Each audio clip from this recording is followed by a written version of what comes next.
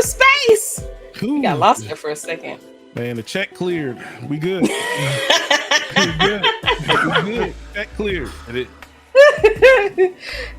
Look, let me tell you, don't. I am very much triggered at cleared and checks right now. Oh my bad. I forgot. I'm like, checks. What you mean, check what? Right. Right. Put the check cleared in bad. Put it in bad. What my bank statement? Where is it?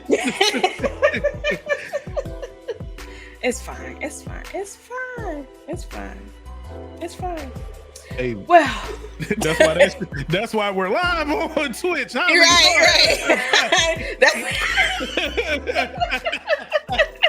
We're live on Twitch. How's it going, everybody? Welcome to the show. Ooh, that's why we're here. Yes. That's why. But yes, y'all. Anywho, welcome everybody. Hi, friends. Hello.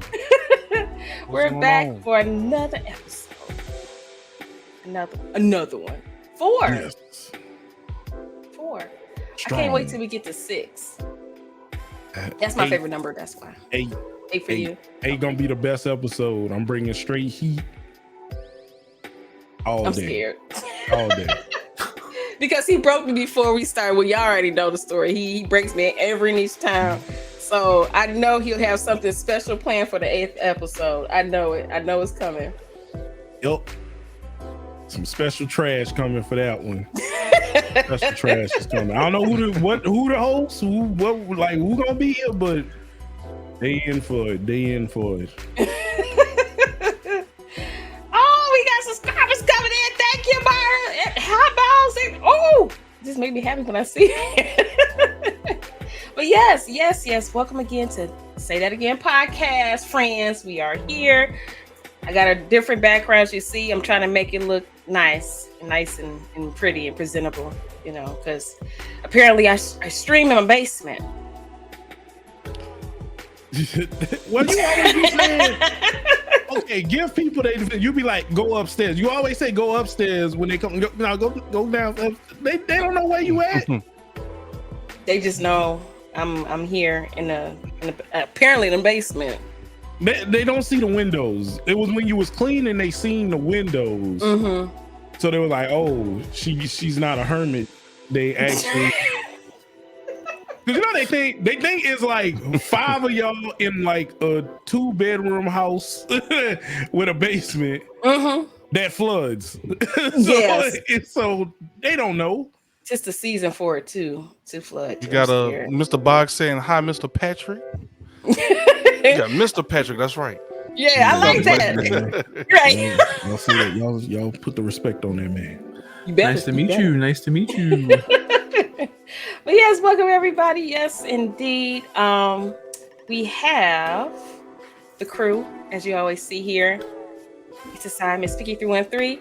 At the bottom here, you have my buddy ZiggyTheBeast, and then on this way on the opposite side, a bit of fun, and then right here, you the man, the myth, the legend, Mr. Patrick. Yes. Thank you, friend. Yeah, man. Thank you guys for having me. Absolutely. Hey, we could not be here. We could not have you after meeting you at PAX, which was great, phenomenal. Absolutely. You were literally a one-man army because you played every man. So yeah. It's and a couple of women. Well, hey man, he does it all. He does it all. So it was kind of like natural once everything got set up that we had to have you come in and speak to the people about all the good things you do, because you do a lot more than as the card behind Zig says, you're multi-talented and a wealth of information, so it is a pleasure to have you here. Ziggy's old bending over. I'm sorry, but when you just do multiple things, you just jack of all trades. We didn't even list everything he does right here. This is just all we could fit. Yes, we couldn't. We're like, we wouldn't leave it for So So before we get it from hear it from Mr. Patrick, I'll read a little bit through some of his intro and some of his bio. So for those that do not know, Mr. Patrick is the founder and editor-in-chief of ReviewFix.com, and he's also a lecturer of English and the assistant director of journalism program at Kingsborough Community College. I'm actually the director now. I got promoted. Money being made around here. We lift our hands in the sanctuary. Hey, so you're not talking to the director of journalism at Kingsborough Community College in Brooklyn, New York.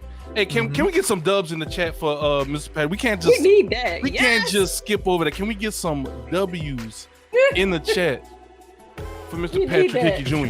Yeah, this man is the director. How many directors you know? How many directors you know? Right. How many directors you know right now? Speak on it. Hey, appreciate that. Hey, appreciate that, man. And also definitely congrats on that. Thank you very much. That's a huge accomplishment, and look to seeing a little bit more of that in the future. What you got, 8-Bit? If you are in the Brooklyn area and you need a job as janitorial at the community college, put in a good word. We say, yo, look, Patrick, it's me from the. It was me, Kush Lord 39 in the podcast, bro. Just look. Come on, man. I just need this mop and sweep, bro. Just hit me up. Give me a chance, boss. Terrible. Over the past decade, his video game coverage has been featured in national ad campaigns and covered by national, bro. Worldwide. And coverage by Nintendo, Disney, the New York Times, and EA Sports. And he has appeared in outlets like New York Daily News, NBC News, The Examiner, Old School Gamer Magazine, and of course his own website, ReviewFix.com. So y'all make sure to go check that out as well. Nintendo got me. That's because Nintendo don't like nobody. That's what I'm saying. I thought it would have been EA. New York Times had me. Right. like you know, Jeez. EA Nintendo? Sports. All the accolades, and it's just I would some say for a of couple of years, more. Nintendo liked me for a couple of years. They really did. For a period, I was the most read video game reviewer on Examiner.com. They were a really big video game website for a couple of years, and then they just kind of. Yeah. I know, me too. But so like in the span of like a month, it was like UFC 2, Mario Maker, like all of these. I got to review all of these big games, and I was on back of boxes and on promo posters and GameStop and stuff, and I was just like, yeah, baby. So it was just like, so it was good. That was a nice. That was a nice little run. Yeah, Examiner was great. That's huge. Yeah. NBC though was probably like my. That was my biggest jam, like 3 Super Bowls, presidential election, 2 Olympics. I covered Whitney Houston's death. I covered the Trayvon Martin murder case. I covered. I interviewed Paul Walker 2 weeks before he passed away, for NBC. I did a ton of big stuff for NBC. So that was, that all that stuff is like super important in like my my legacy. So yeah. We just skirted over Disney. Just Disney. Yeah. That mouse knows what he's doing. That was oh man, when Disney Infinity was like a thing. Yeah. I was getting the first amiibos. It was insane. So Pinky, it was like every week I'd get a box with like 5 new Disney Infinity figures, and they were like, "Oh, just play with them," and I'm like, "I don't have to write about them," and they're like, just play them. So then what I started doing was I was writing short reviews of like each figure, like its abilities and like and I was getting a ton of traffic. So then it was just like for the entire Disney Infinity 1, 2, and 3 lifespan, so we're talking like 4 years, I got every single figure sent to me from Disney. It was amazing. So it was so much fun. So Pinky, we can't hear you. Yeah, we can't hear you, Pinky. We just talked it. Oh Lord, look at the host. It's like a Godzilla movie right now. It's like Godzilla. No. And then come through. Yeah, it was wild. So I still have all of those figures. They're like all that's in my actually pretty cool.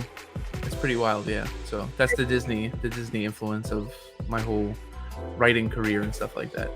That's dope. Because I was saying, I know those figures are hard to find. Like a lot of people are saying, impossible. Right. Yeah, I have like all of them. And my kids are just like throwing them around and shit, like they don't care. But like, I'm like, don't throw them. What are you doing? Yes. Like Anakin's like missing a lightsaber, and I'm like, damn it. Have you seen my- the room? Have you seen my room? Which also, segue, you are by far one of my favorite retro video game posters on Instagram. thank you. Like Thank you Yeah. are by far, and I'm a big retro person. Yeah. So you by far have a great collection, first of all, but the information and the trivia stuff you be doing is great. Yeah. Mhm. Thank you. You are appreciated, and yeah, definitely a good follow. So if y'all like Yeah. retro games, to second and piggyback on what 8-Bit said, give this man a follow. I know Mhm. Bridge is gonna work her magic. She's gonna put his information right there. Appreciate it, Bridge. Make sure to follow Patrick on all his social media platforms. He's very active on his Instagram. I want to say, Mhm. if it's okay if I say, I want to say Instagram's probably your main platform, maybe, or Yeah, at least yeah, most I just- active. Yeah, I just enjoy Instagram. It's just a lot of Yeah. fun. Like Twitter is like kind of dangerous sometimes. People are like Yeah. very rah. And Yeah. it's just like I feel like Instagram people are like in a little bit more of a good mood. So I'd rather Yeah. Yeah, work with the I agree. positive energy. Mhm. Definitely, So- definitely. Definitely. So yeah, definitely check out Pat on Thank Instagram you. because he has a lot of material, like 8-Bit said. Mhm. So we touched on a little bit of just really a little bit of your journalism and your author stuff. We didn't even talk about voice acting yet. So Mhm. for once again, he's a voice actor. So what's some of the voice, like, I guess would be a good question, 8-Bit. I'm gonna pass it on to you. Like, what kind of voice actor are you? Like, what would we ask Mr. Patrick in terms of voice acting? Probably just outside of like, what are your favorite? What roles have you done that you appreciated, or what was your first role? Things like that. That would probably be more of the questions that people would want to hear because they're like, "Hurry it up!" Your intro so suck. funny. I mean, one of the questions I get asked all the time is, how do I get into voice acting? Like the person will go, "How do I get in?" And Yeah. it's just like, the way that I got in, no one else will ever get into the voice acting industry. Like I guarantee you. So what happened was I just finished my first book, The Minds Behind the Games, Interviews with Cult and Classic Video Game Developers. And basically what I do there is I interview video game developers and they tell me about their games. It's a lot of fun. Each chapter is like dedicated to one game. So every book you get like 35, 40 games. And I just tell like the VH1 like behind the music of like each game. You I know? love that. That's It's a actually lot of fun. Mm-hmm. But what happened was after I finished the first book, I went back to like I never stopped, but like I kept writing for ReviewFix because it's my site, I own it, you know. And I love to find indie games that like no one's writing about, you know. Like I love to be the first person to like interview somebody. Yeah. So I come across this like super dark looking like Minecrafty kind of game, and it's called The Padre. And I'm like, oh, this looks pretty cool. So I messaged the developer. I'm like, oh, I'd love to interview you for ReviewFix, blah blah blah. So we do an interview. And they're from Bulgaria, so their English like isn't that great. So I had to clean it up a lot, and I post it. Gets really good traffic. Like 2 weeks later, they go to me, "Do you want to play the demo?" I'm just like, "Sure." So I start playing the demo, and I notice like a ton of like grammatical errors in the text. So I'm like, guys, listen, this game is like narrative heavy. You need to make sure that there's like no typos in the entire game. And they're like, "Well, do you want to fix it?" And I'm like, "Well, do you want to pay me?" And they're like, Right. and they're like, sure. So we come to like an agreement on a price and stuff like that. And it was awesome. I like edited the entire game in like a day. And then they're like, refresh your Steam. So I refreshed my Steam and all the edits were in. So I'm like, okay. So they pay me. Then like 2 weeks later, they message me again.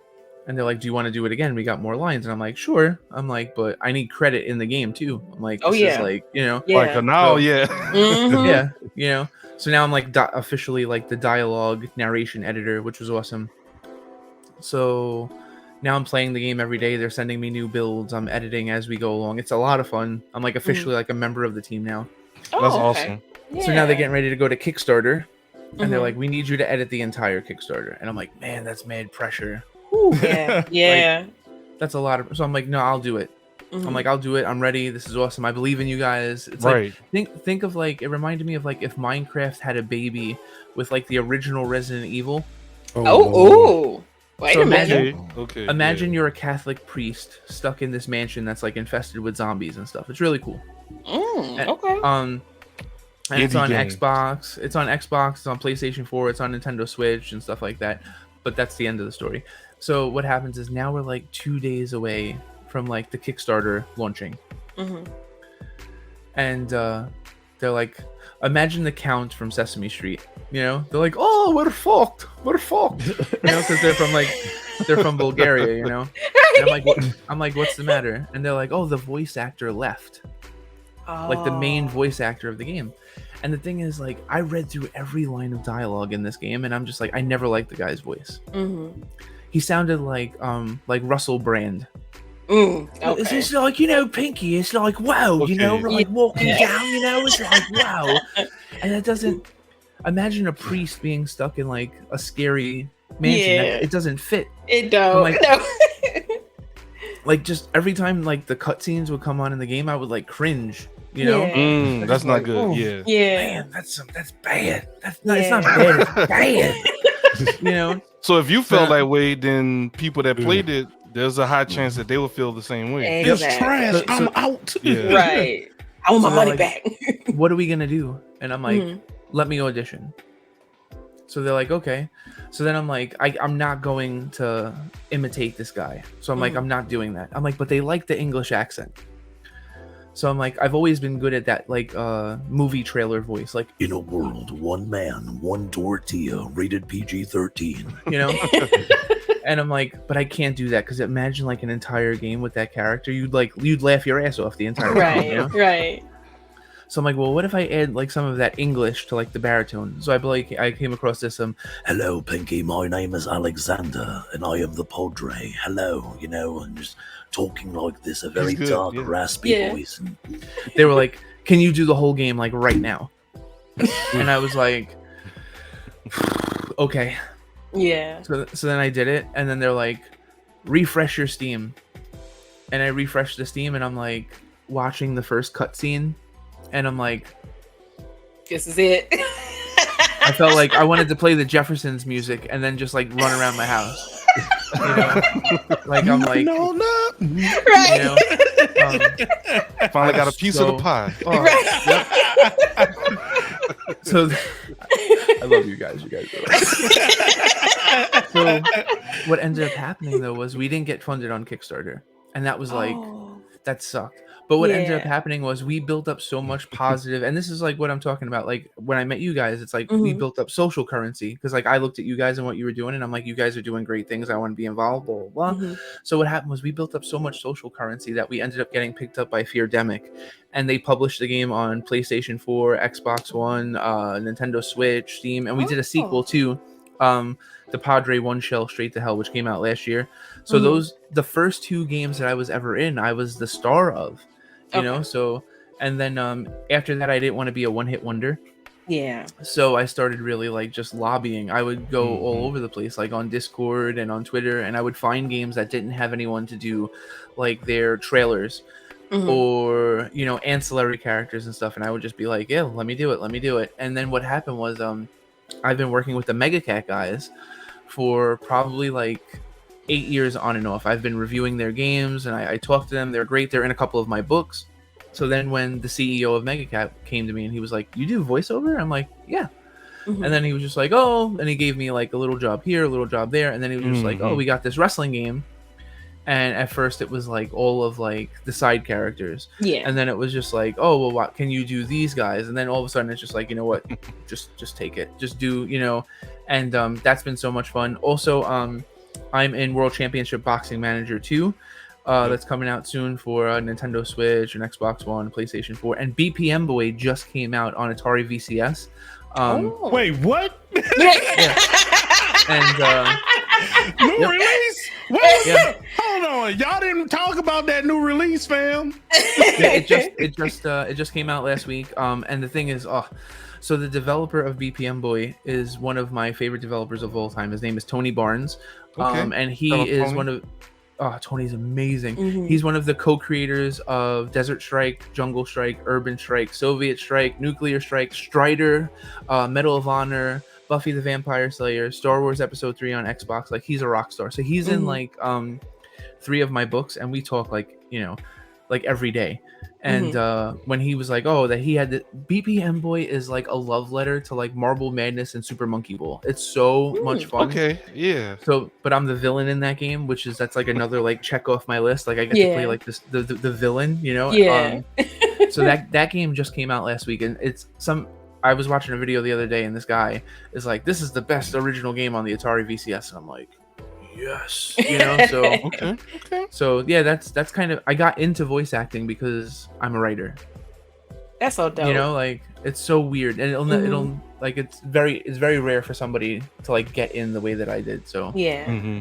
that, and just by being ultra annoying, just I mean, I did voiceover for this Kickstarter campaign, this game called Relentless Rex.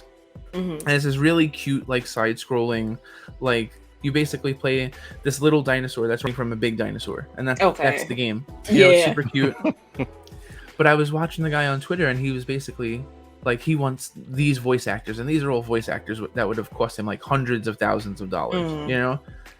Like the guy that does Shredder for Ninja Turtles, and I'm like, or like Daryl from The Office. I'm like, dude, listen, I love these guys too, but you ain't paying for them. Nah. So then I was just like, let me show you what I can do. And then he's like, I feel bad, like if you auditioned and you didn't get it. I'm like, listen, I want you to tell me no. I want to be in a situation where you tell me no, because being in a situation where you tell me no is better than being in a situation where you don't tell me anything. Exactly. So just give me a shot, and I read, and he was like, yeah, you're great. And I got it. So it's just like, but it was like, I must have spoke to this guy for hours. He's just like, I would just feel bad, and I don't know, and you're nice, and I don't want to hurt your feelings. But I'm like, you ain't gonna hurt my feelings. You don't know me. Just don't waste my time. Right. Just let me read. And I read, and I got it, and it's so funny because like their Kickstarter page is still up. They were a successfully funded Kickstarter, and I do the whole trailer. It's ridiculous. So it's like, it's some of my best voiceover. So that's how I broke in. The Padre is still like a sentimental role to me because it was like my first big role. But like, oh my god, the writing in WrestleQuest is so good. Like, you guys met Zach, one of the writers, and it's so good. So just being a part of a game that's like actually this good is super important to me. And being able to do the voice of like one of my favorite wrestlers of all time, the Macho Man Randy Savage, is super important. And the cool thing about WrestleQuest is like, it has like, I'm reading lines, which is one of my favorite things to do, but then there's micro voice acting, which is like grunts, and then there's macro voice acting where it's a little bit more. So just like, it's a nice showcase of my ability. So it's like when you first start the game and you hear the announcer, it's like, the next match is set for one fall. Like, that's me. So it's just like, I'm reading. Yeah. So it's like, I'm talking to myself in the game. Like, I'm playing both, like the character on the left and the character on the right and the character behind him. So it's so much fun. And like, that team, that's a really special team of guys. So it's an incredibly hardworking group of guys. So I'm super happy to be, a part of that. So you could kind of say you're the Eddie Murphy of voice acting, because I mean, Eddie Murphy did in Nutty Professor. He was everybody, everybody except Janet Jackson. Everybody except he could do that. That's pretty cool, man. That's a hell of an accomplishment. Not everyone can say that. Thank you. Yeah, that's pretty awesome. So with WrestleQuest, and playing it at PAX, what was the kind of general consensus of everyone at PAX that got to play it, and some people that played the demo? It was good, but just kind of go through some of the things that people were saying about WrestleQuest. And a lot of the people that weren't into wrestling were kind of digging the struggle of the main character, Randy Muchacho Man Santos. Like that, he started out from like nothing, and then he was like, I'm like, listen, think of like every classic Japanese RPG. Like think of Ash from Pokemon. Like, he just wakes up one day and his mom's like, bitch, get out of the house, go talk to this old man. Go talk to your dad. I don't know where Dad went. Where's Dad? You never It's Professor Oak. Dad. Yeah, Right. Yeah, is it Professor Oak? Yeah. it's Mr. Mime. Right. Take I love you guys. You know, but it's like every RPG starts off that way, you know, and it's just like, so if you love RPGs, you're gonna love WrestleQuest, and then the thing is, if you love wrestling, you're gonna eventually be pulled into the allure of the RPG, you know. So that was like kind of like we were getting people that loved RPGs but didn't like wrestling, and then they were brought in by the battle system and the pinning system and stuff like that. So that was a lot of fun to watch. You know, so the general consensus was that it was a lot of fun, but they wanted to see more, and I think that's important. The demo was done like that on purpose because, you know, like we wanted people to just get, you know, to just get a taste into like little appetizer. We wanted it to be like a great first date, you know, and I feel like that's how it went, you know, like, because you guys ever been on a bad first date where like the woman or man tells you like their entire life story and you're like, yeah, there are never going to be another date, so I'm happy you're getting this off your chest because like I can tell you don't I'll talk to never anybody. see you again. You know? I will never see you again. But there are video game demos that are like that where you're just like, this is everything. There's movie trailers like that. There's movie trailers like that too where you're just like, oh, that was it. Okay, Right. That was from the final fight. That was Wasn't he dead? Right. So again, to mention like Pokemon, I'm not sure if you guys remember, but like when Pokemon first came out, like the trailers gave some people seizures, and I'm just like, yo, that's like the best marketing tool ever. You got sick, you couldn't even watch the whole thing. You had to go to the hospital. When you come back from the hospital, you want to watch the rest of the trailer. Exactly. So it's just like, It's not me. It wasn't me.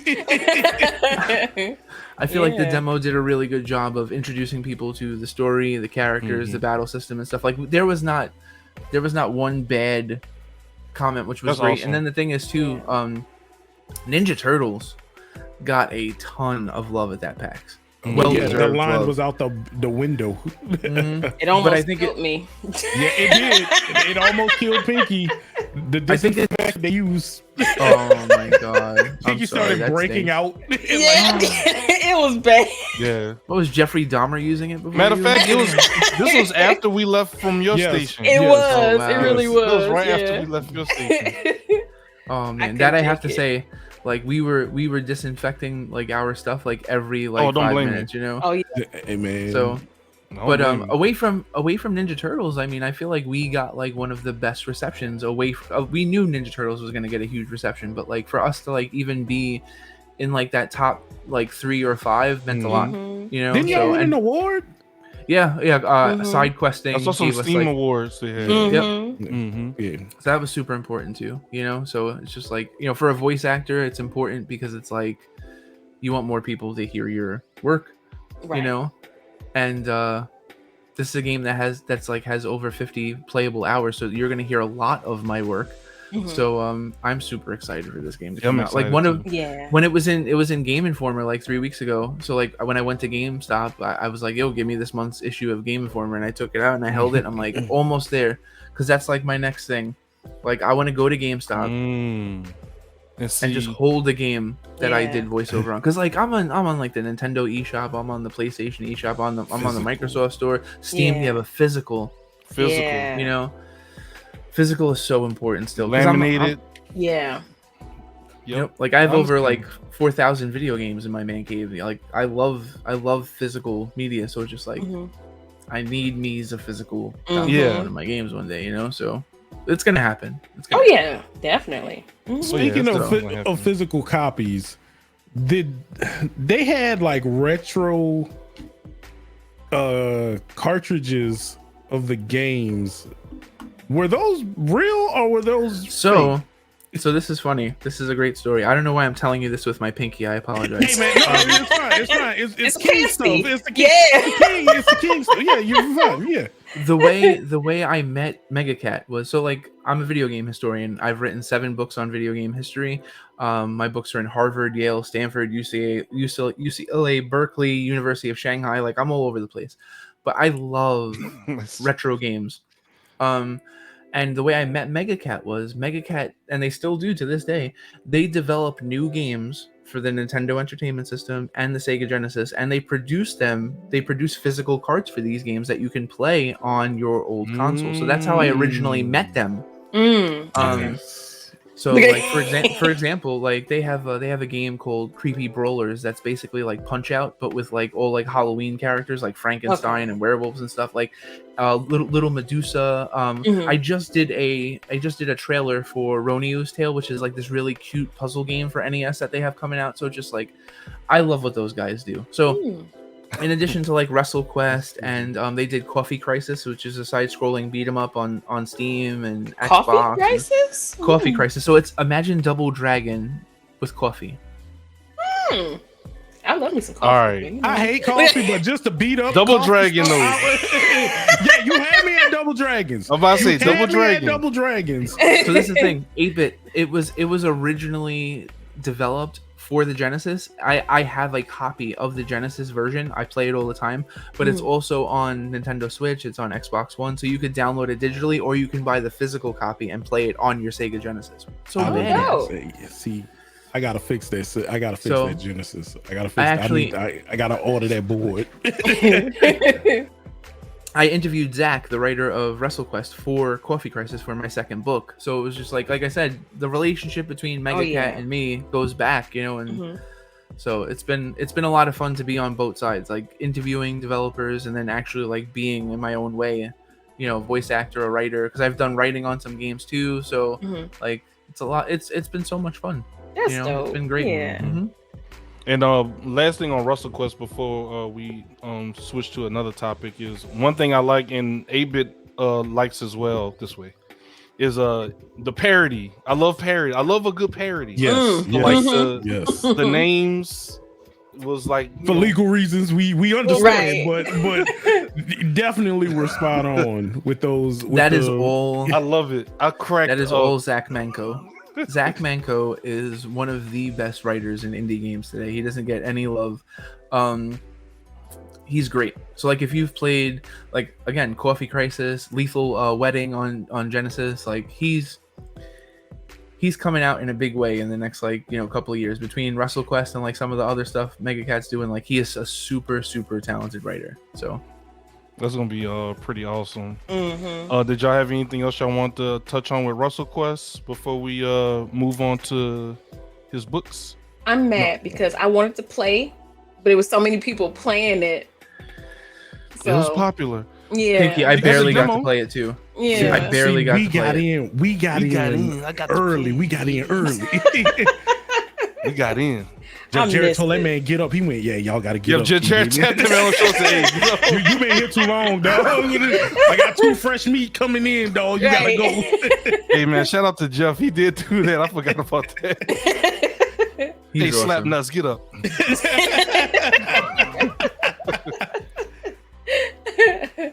That was I pretty love cool. him. Yeah. We do have a slideshow that we're gonna play a little bit, so some of you in the audience can kind of see what was going on. So this was when we met the legend himself over at PAX. This was Jeff Jarrett. He was so mean to 8-bit. He I did swear cut that a man promo did not 8-bit. like me. He did not like me at all. It was the crown. I'm pretty sure it it probably was triggered his something deep in him. Like And this will be what we'll be touching on next is Pat's books, and these Yeah. are the covers of the books that he's written throughout the years. Because I'm grabbing at least 3 of them. I was like, yeah, I need this for my research. I gotta share a link then. Ooh. Oh yeah.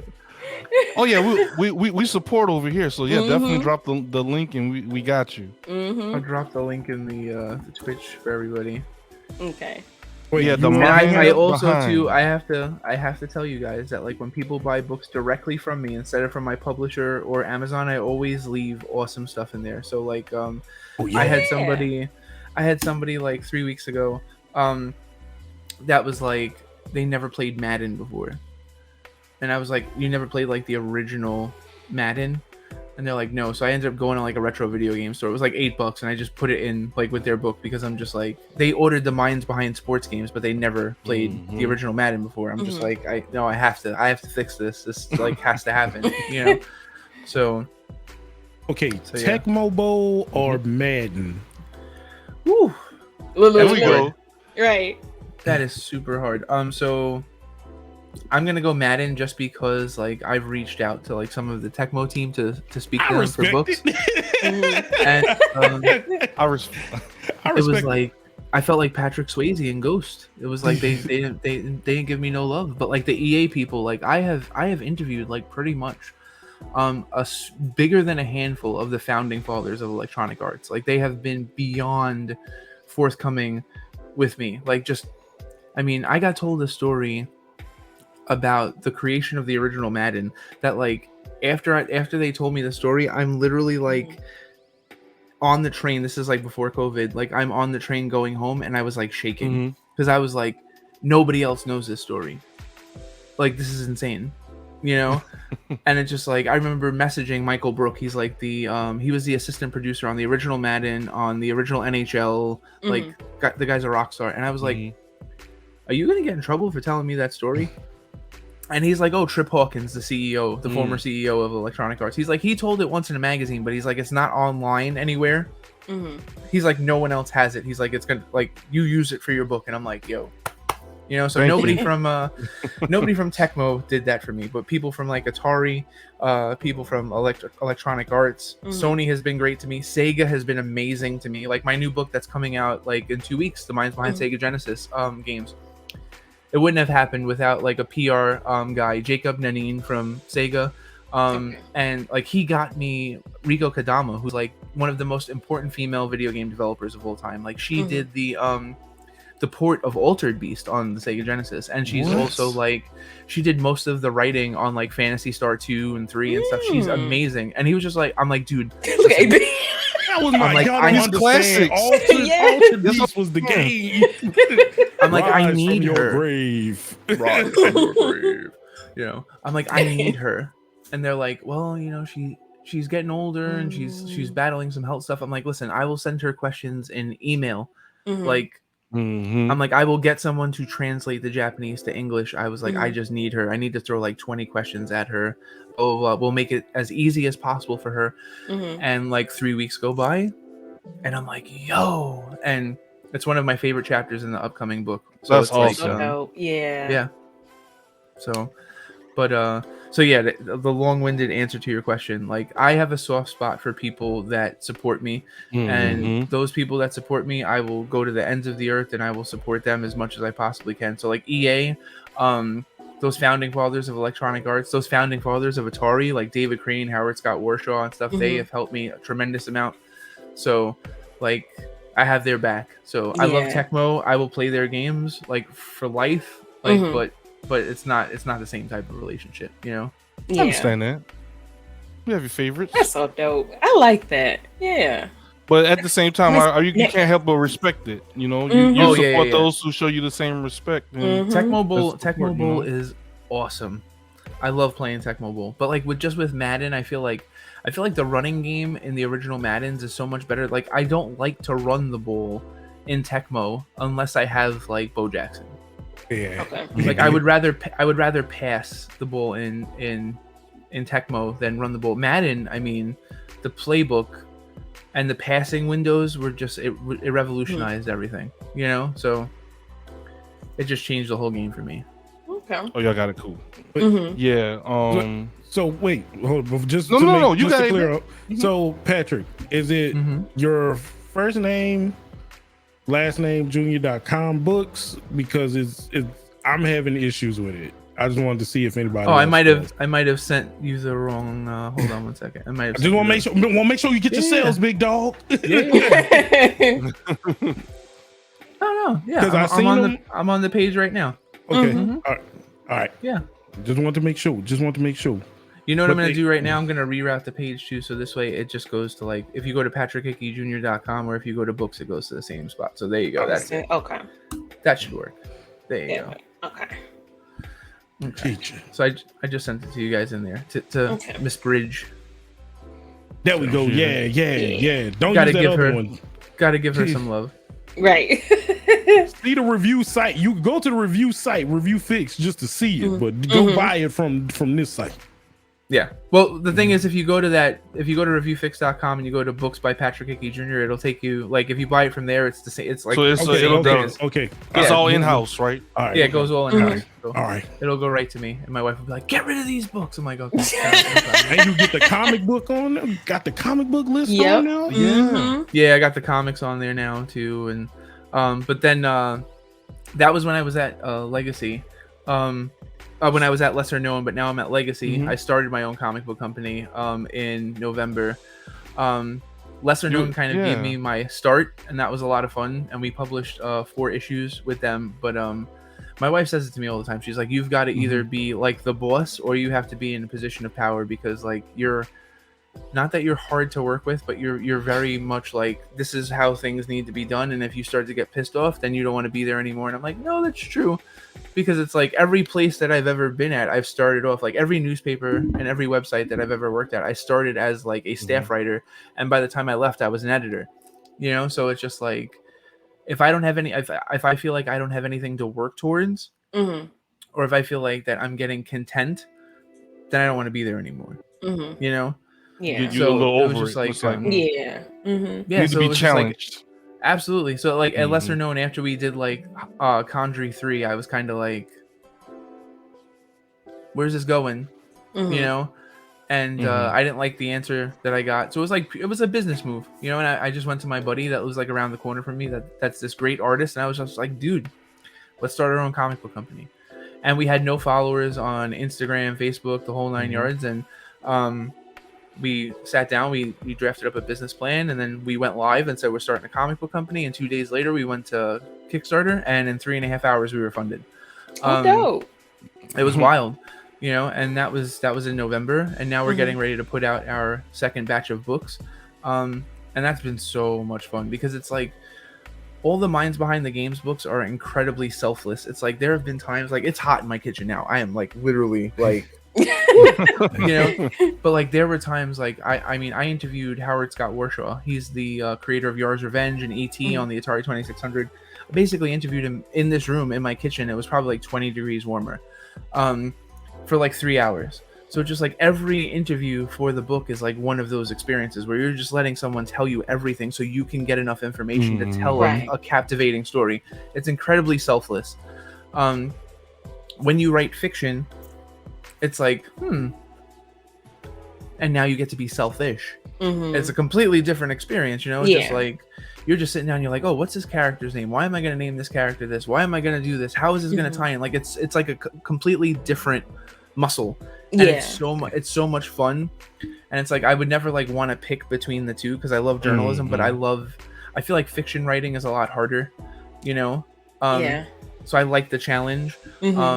And doing like Conjury and The Job has been like so much fun. So it's just like, if you really like old school comics like Daredevil, The Punisher, Spawn, like you'll definitely. Oh yeah, Spawn, yeah. The Punisher, say less. You know, you'll definitely love Conjury. And then like, I mean, The Job, you guys like wrestling. I mean, The Job is basically, to give you guys like a short synopsis, The Job is about a jobber. It's about a professional wrestler that loses like every single match. All the time. Yeah. And what happens is though, but he has like the nicest gear, and his valet is like Miss Elizabeth. She's beautiful, and they have a beautiful car, and everyone's all like, "How the fuck? Like, how is this? You lose. lose. You lose every match. Why do you? First off, why do you look so good? Why do you care so much? Like, where do you get the money for all of this stuff?" And he's like, "Cause I rob banks." And they're like, "What? Oh, nothing. Yeah. So, but the thing is, he does rob banks, and his beautiful valet is his getaway driver. And they're married, and this is like their American dream. They can't make enough money wrestling, but that's what they love to do. So they have to rob banks to pay for their professional wrestling habit. Yeah. And it's a ton of fun. And it's like every time he robs a bank, he's wearing a different lucha mask. Okay. So it's just like there's so much fun in the story. So it's just like if you like movies like Ocean's 11 and like Point I Break, do. Yeah. and you like professional wrestling, it's like a marriage of both of those things. It's like there's a little like My Cousin Vinny in there, you know, because the female in the story, Beverly, is just like, she's the brains, you know, like he's like the brawn, and he loves to like super kick people in the face and stuff like that. But she's the smart one. She'll like walk into a bank and be like, yo, we could rob this bank in like 45 seconds. There's an exit here, an exit there, blah, blah, blah. And he'll be like, so I could super kick like 3 people in the face. And she's like, just shut up. 45 seconds. You don't have enough time to super kick anybody. You go there, point the gun at this bitch, take the money, get out. Then and get out. You know?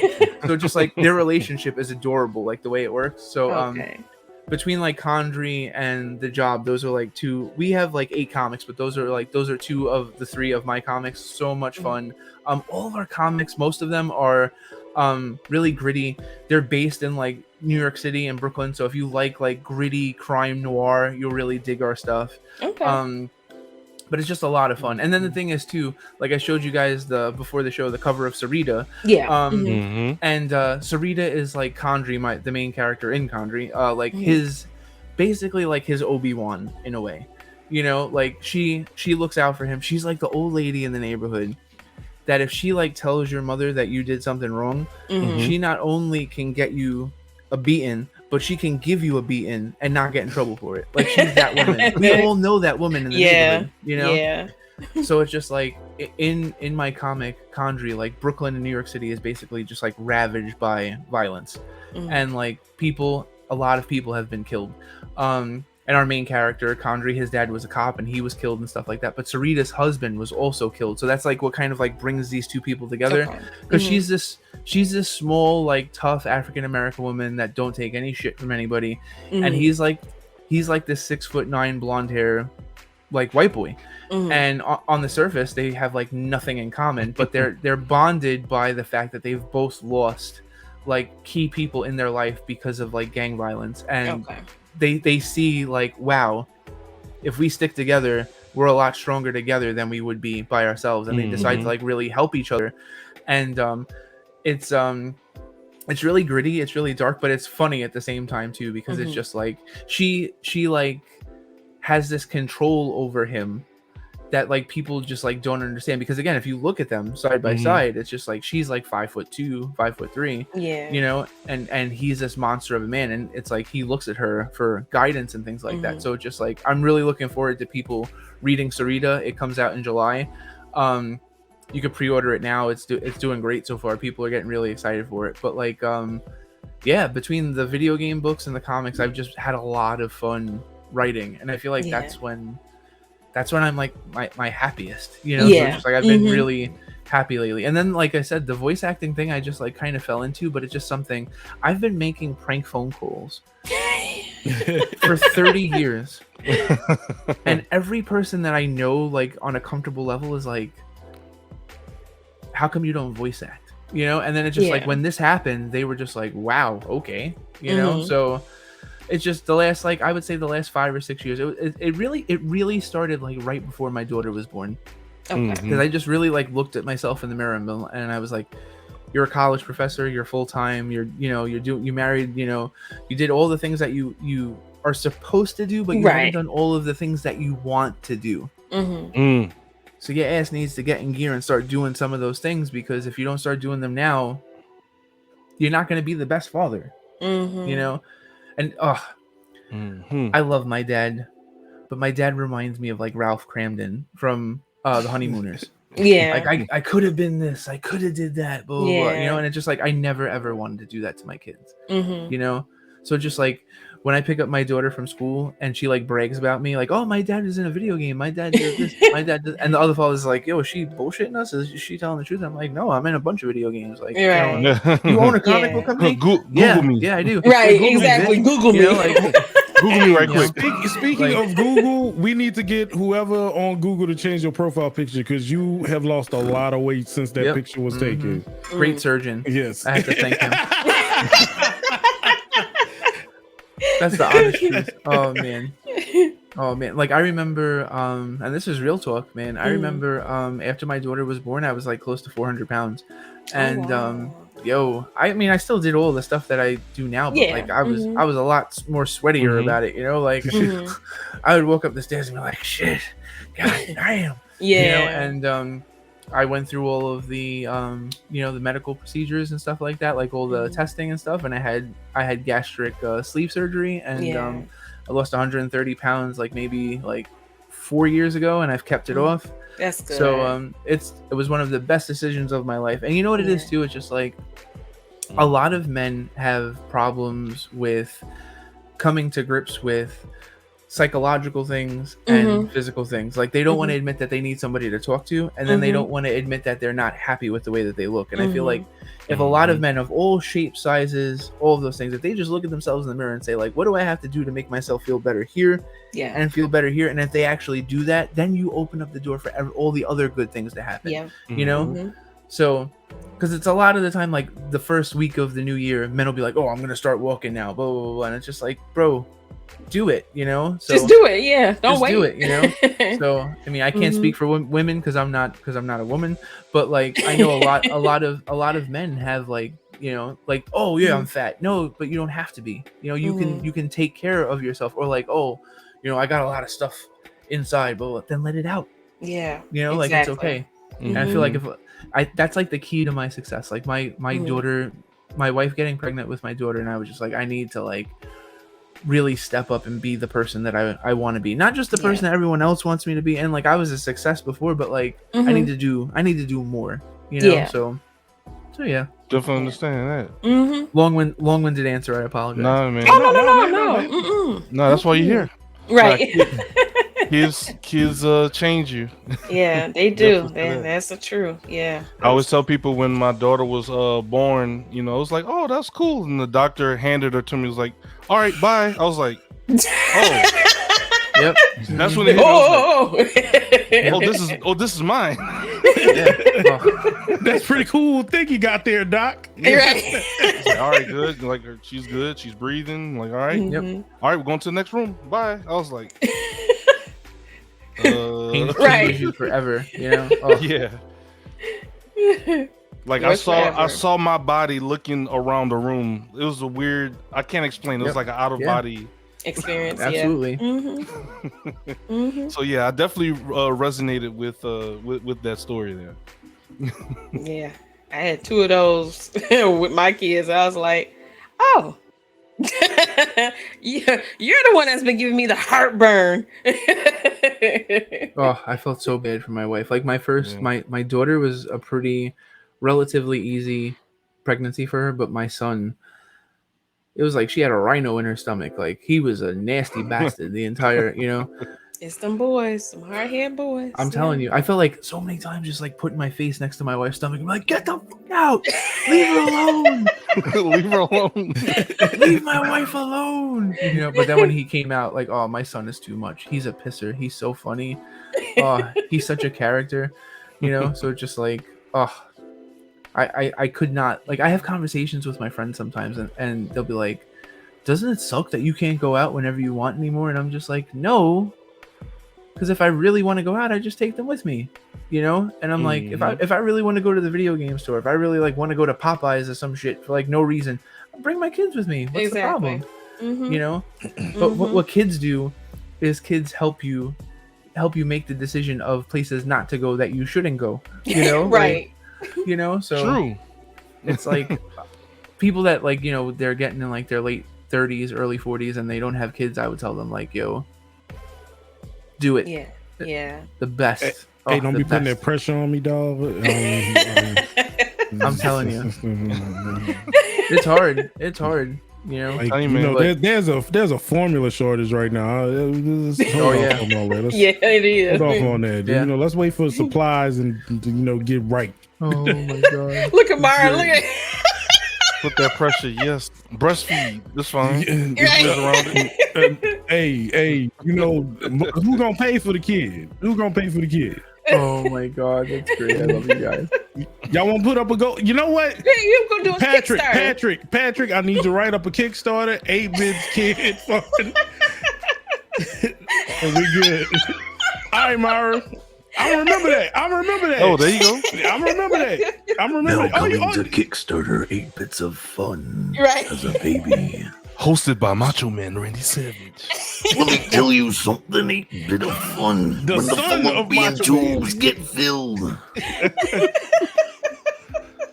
Explosion. The madness.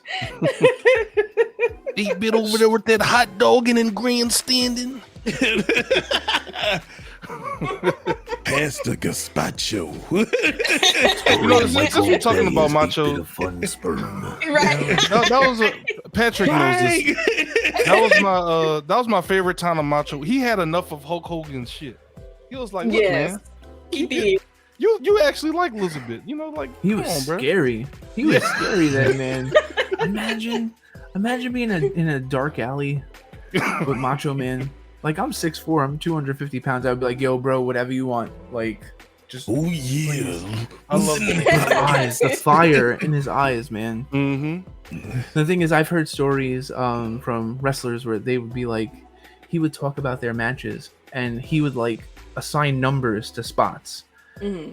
And the thing is, you would have to memorize the match Mm-hmm. and the numbers before you got to wrestle him. And like he would yell at people like, Oh, brother, what's 3? and the guy would be like, oh, deep arm drag. No, No, stupid, it's a scoop slam. you know, like he was that, you know. I love that though. I love when people are like that passionate and stuff. So Yeah. Yeah, that was leading up to WrestleMania 5. He was sick of Hulk Hogan's bullshit. He was. Mega powers imploded. Hulk Hogan Good played time. it off so beautifully though, because every time Hulk Yeah. Hogan would be like, "What? I don't know what I did. I don't know what I did. I I just put my arm, just felt a little bit of cheek, brother. I don't know.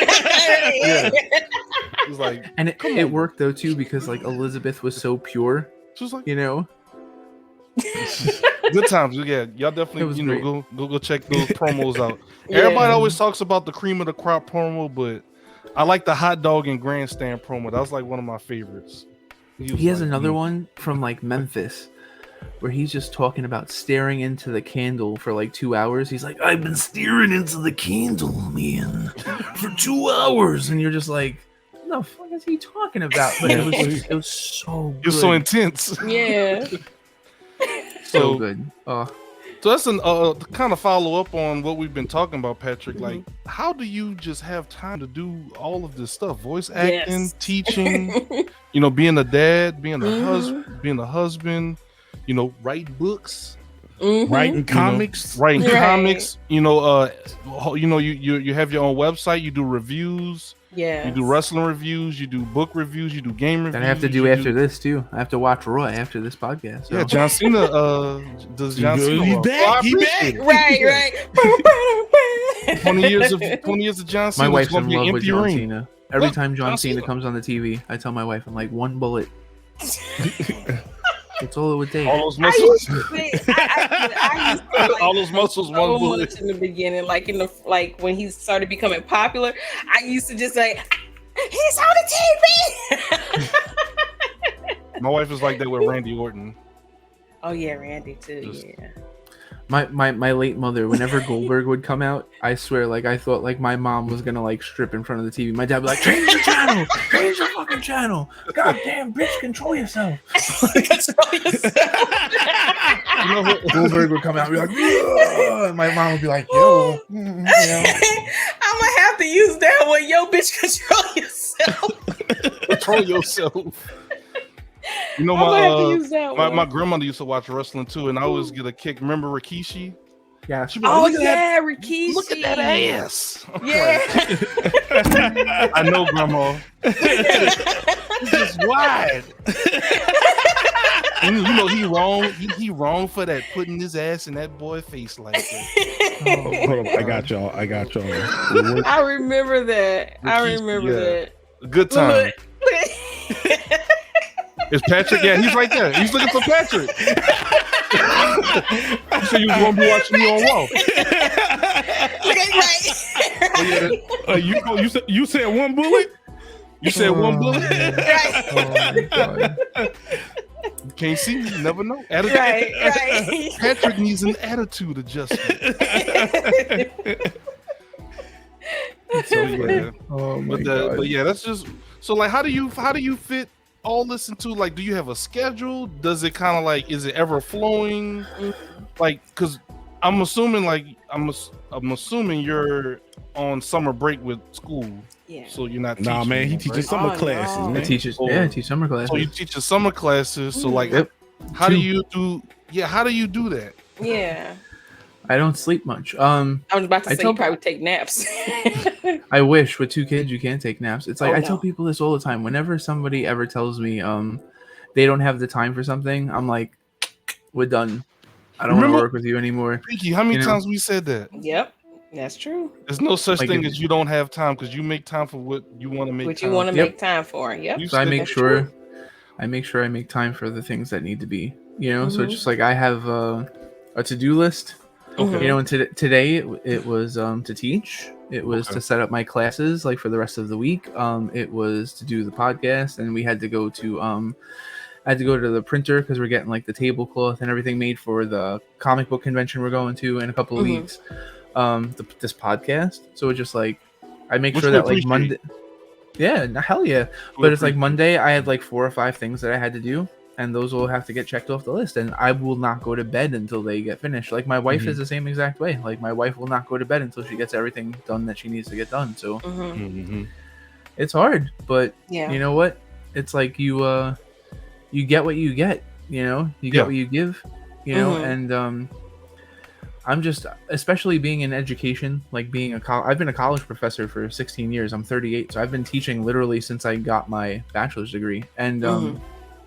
I've just always been surrounded by people that are like 20, 25 years older than me that are like, oh, well, I could have did this when I was younger, or I could have did that. And I'm just like, man, I need to make sure that when I'm like in my early 50s that all Yeah. of my shit is done. Yes. And then this way I could just pick passion projects to do. So it's just like Mhm. I'm gonna run a schedule like this until I'm like in my mid 50s, Mhm. and then when I'm in my mid 50s, then I'm gonna cherry pick like the best stuff that I want to do, Mhm. and I'm gonna just do that until I die, but it's Yeah. just like now I'm like iron to the grindstone as hard as I possibly can, Mhm. and that's the thing, you don't know how hard you can work. No one ever does. So it's just like I love when people go, oh, this is the best that I can do. It's not. You don't know what your best is, but you're spending too much time bitching that this is your best instead of just doing more. Do Just more. doing it. Just doing do it. more. Mhm. So, and it's just like Mhm. I don't try and like wear it as like a trophy, like, oh, I work harder than everybody else. I just do Yeah. it because that's the way that I do it. Right. I'm sure that there are people that are more talented than I that don't have to work as hard as I do, Mhm. and that's like where I'm trying to get one day. Get there. You know, Mhm. but the only way you get there is by working your ass off. So that's basically why I do it. It's just like I want to own a home one day. I want to make sure that my kids don't have to worry about college. Like I had to pay for all of my college by myself. I'm the first person in my family that has never been addicted to drugs or alcohol. I'm the first person in my family that went to college. So it's just like I'm Yeah. basically trying to lay the foundation for my entire family moving Right. forward. So it's hard. It's a lot of pressure, but you know Oh what? yeah. Yeah. With great power comes great responsibility. You're doing, So- you're Shout doing out a to damn Uncle good job. Ben. Yeah. Yes. Because I tell you, this just doing all of this, it's a lot, but I wouldn't trade it for nothing. Yeah. Like, yeah, it's been some sleepless nights. It's been some, oh my God, I'm about to snap moments, but I wouldn't trade it. Going would to trade bed exhausted and going to bed hungry is a badge of honor because you get to wake up the next day knowing that you did something that's going to lead you to be successful tomorrow, and you're still hungry when you wake up, and then that first meal that you eat, it means something, Yeah. So just like I try and simulate that like every day, I try and go to bed absolutely exhausted, try and just knock everything off of the table, and then the thing is all of those small victories add up. That's the thing too. Like I've had so many people, I've been on so many podcasts the last like 6 months where people are like, oh, you're so lucky, oh my god. Oh, and it's just like, no, I've been doing this, I'm 38, I've been doing this for 16 years. I've been writing, I've been writing longer than I've been teaching. I've been writing for newspapers for 18 years. It's like I'm not, but it's like I don't necessarily look 38, so it's just like people like, oh, you're this young guy, or it's like, no, like I got scars, man. Like I put in my time, so It's hard. It's hard. Yeah. Yeah, because I know definitely doing like content creation and also doing I guess for like us in our bubbles, we have sometimes it feels like you can have your hand in a lot of things and you can be pulled, 10 different ways. Mhm. So, hearing that you voice act, you write books, you teach, you're doing all this. So it's like Patrick's doing it. He's making it work. So, it's sometimes it could be a time management thing, and then sometimes it seems like it could be some other things, but it seems like it's definitely time management. Oh, Yeah, definitely. and my wife is like completely supportive, and she completely gets it. And I make the mistake sometimes of not giving her as much time as she needs for her endeavors, because she's an entrepreneur and stuff too. So she's great at like understanding and stuff like that. But like it's hard. It's a two-way street, and that's I would say it's basically it's time management, and it's a lack of sleep. My wife went to bed later than I did this morning. My wife woke up before me, so it's just like we just set the bar really high for each other, and do the things that we have to do. So yeah, you gotta own every second, Right. You gotta own every second. It's like I tell a lot of because I'm a college professor, I tell a lot of my students the easiest way to start just changing your mindset: wake up an hour early than you normally do, go to bed an hour later than you normally do, take the bus 2 or 3 stops before you usually do, and then get off 3 stops earlier, walk a little bit more, think a little bit more, do a little bit more, and then after a while it's like kicking a snowball in Animal Crossing. That snowball is going to get bigger and bigger and bigger and bigger, and then boom, so but it just takes such a long time. And that's the thing, some people, they want like results like that, you can't get it that way. Nope, unless you look like a Kardashian, it's not gonna happen. It's not gonna happen. Oh, 8-Bit, you got all those cool effects on your stream. How you do it? I need it. Like 8-Bit, like, look, you know how much stuff was broke? You know how much stuff broke? You know how much stuff still broke right now? I was struggling to get Cena to work. I was like, come on, I know I got Cena in here. Come on, man. Yeah, it takes a lot of time, and a lot of people don't want to do it, but the outcome is marvelous. Like, you feel good about it. The product that you produce is awesome and amazing. Yep. Everybody wants it and like to know more about how you did it and stuff like that, but it's like they don't want to put the work in. Yep. Absolutely. Yeah. But they think there's like some like shortcut that they could take that you didn't see, despite the fact that you did the work. And if there was a shortcut, you would have took it. Right. I would have did this. All right. There is no shortcut. Well, do it. Exactly. Oh man. You know how it is. They see the final product and they like, oh, he makes it look easy. It's like he makes it look easy, but it's not easy. It's not easy. Yep. Yep. But yeah, y'all had any follow-up questions or anything for Pat? Sorry, we got old like Dr. Phil. I apologize. Oh no. No, we like see the Say That Again podcast. If I may speak for 8-Bit and Pinky, this is like in the South we like gumbo. It's a pot of gumbo. It got a little bit of everything in it. We got your comedy. We kind of got the sidebar conversations. We also have the life lessons. We also have the comedic aspects to it. But at the end of the day, it's something for everybody. Oh yeah, definitely. It's something for everybody. Yeah, look, I'm just trying to get my comic book greenlit, so we could talk about it again. You guys have no idea what he said before the start of the show. I will not repeat it. But when he did, poor Pinky. Hey, look. For my Mech fans, I tried to bring Mech and history together, and it's not getting greenlit, but we're gonna try. I don't know. Never say never. Hey, man, we not know. I'm gonna hash out the story and the plot, get some character development going on. Hey, Patrick, like indie games. Hey, look. I think maybe if we could get some mole people involved. Get some mole people involved, like Jeff Jarrett or slugs. We can get some radiated slugs. Hey, look, if we can get Jeff as like the bard, with the guitar that turns into like a machine gun, I think we could work it out. No. Veto. But the funny thing is, this is a parody of probably a lot of things that gets pitched to Patrick. Yes. I would love to know what you've been guys. pitched. Like, what's been the craziest stuff? You heard of the Ninja Turtles? Well, I got the moles, Teenage Mutant Ninja Moles, and instead of the Shredder, they're fighting the Blender, and instead of Master Splinter, it's an anteater that raised the moles.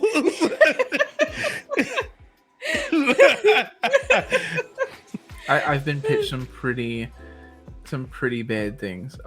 Like I think I told you guys before the show, I had somebody that wanted to do a zombie book with me that like has no idea of like zombie lore, you know, like so they haven't watched any of the Romero flicks, they haven't like really like watched The Walking Dead, and I'm just like, That's like a basis.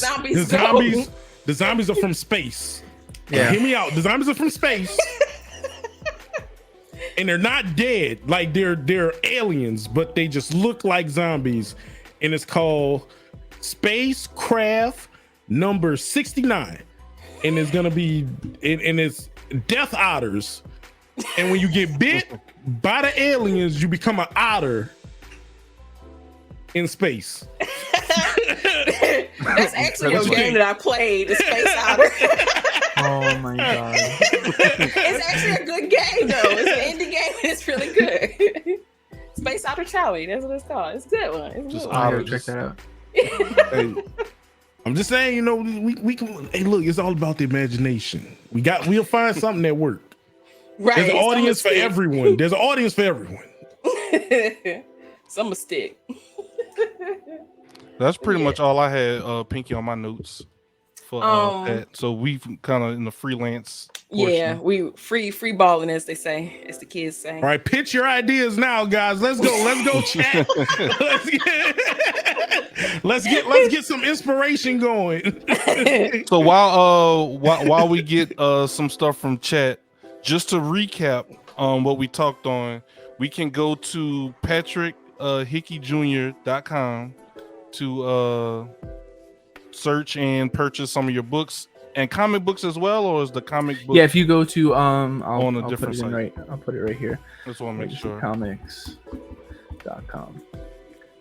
LegacyComics.com. Okay. Yes. So the really cool thing about what we're doing with Legacy is like if you grew up like in the 80s and 90s and those were the comics that you grew up reading, you're gonna totally like love the stuff that we're doing. So like we have crime noir stuff, we have superhero stuff. Like I already told you guys about Sarita. Yep. Sarita. But we also what happened during the Kickstarter was really wild. We got reached out to by the head of the Bram Stoker estate. So I'm not sure if you guys have ever read Dracula before, Yes. but like his family was basically like, oh, we want you to do a comic book, like a Dracula comic book, and we're like, what? Right. And they were like, oh, we have Bram Stoker's unused notes, and we want you guys to do like an official like Dracula prequel comic. So we ended up hooking up with Steve Conjay, who's this amazing artist from Brooklyn, who's actually doing The Job #1 with me. Because after he did Dracula, I was like, yo, I need to keep him. He's amazing. He did the art. So we have the only like Dracula family approved vampire comic like out right now. You know, like they approved of our script. Like we have their seal of approval and stuff. So if you like horror, if you like Dracula, if you like vampires and stuff, like that's a killer comic. It's called Renfield Visions of Madness. And it follows like one of the main characters of the Dracula book, like before he meets Dracula and how he meets Dracula. And it's really cool. So we do a lot of really cool stuff at Legacy. So again, if you're like in your early to mid 30s and you grew up reading comics and you haven't been into comics in a while, you'll definitely find something. And like I said too, our characters come in all shapes, sizes, races, and stuff like that. Like it's like Brooklyn. Like Brooklyn's a complete like melting pot. Like everybody gets along and stuff like that. So like we wanted to really work on comics that like told real stories, and we're kind of like straying away from the dun dun dun, dun kind of like stuff like that. Like I don't. Only one of our characters has a cape. You know, like everyone else is just like, you know, they're just badass, you know. I think that's what Right. captivated me to the Punisher. He was just different, and Yeah. like he gave people what they deserved. I was like, I like him. Mecha Val Helsing will be in issue 37. Val Helsing. Mecha Val Helsing. Not Mecha Val Helsing. So just know it's coming. It's coming. We already talked about it. I'm just giving y'all a scoop. You could do Mecha Macho with voiced by Pat. Oh my god. I feel like auto-tune Macho Man. Auto-tune Macho Man. Yeah. Hold on. Oh yeah, we coming in with the cream of the crop. I love it. Yeah.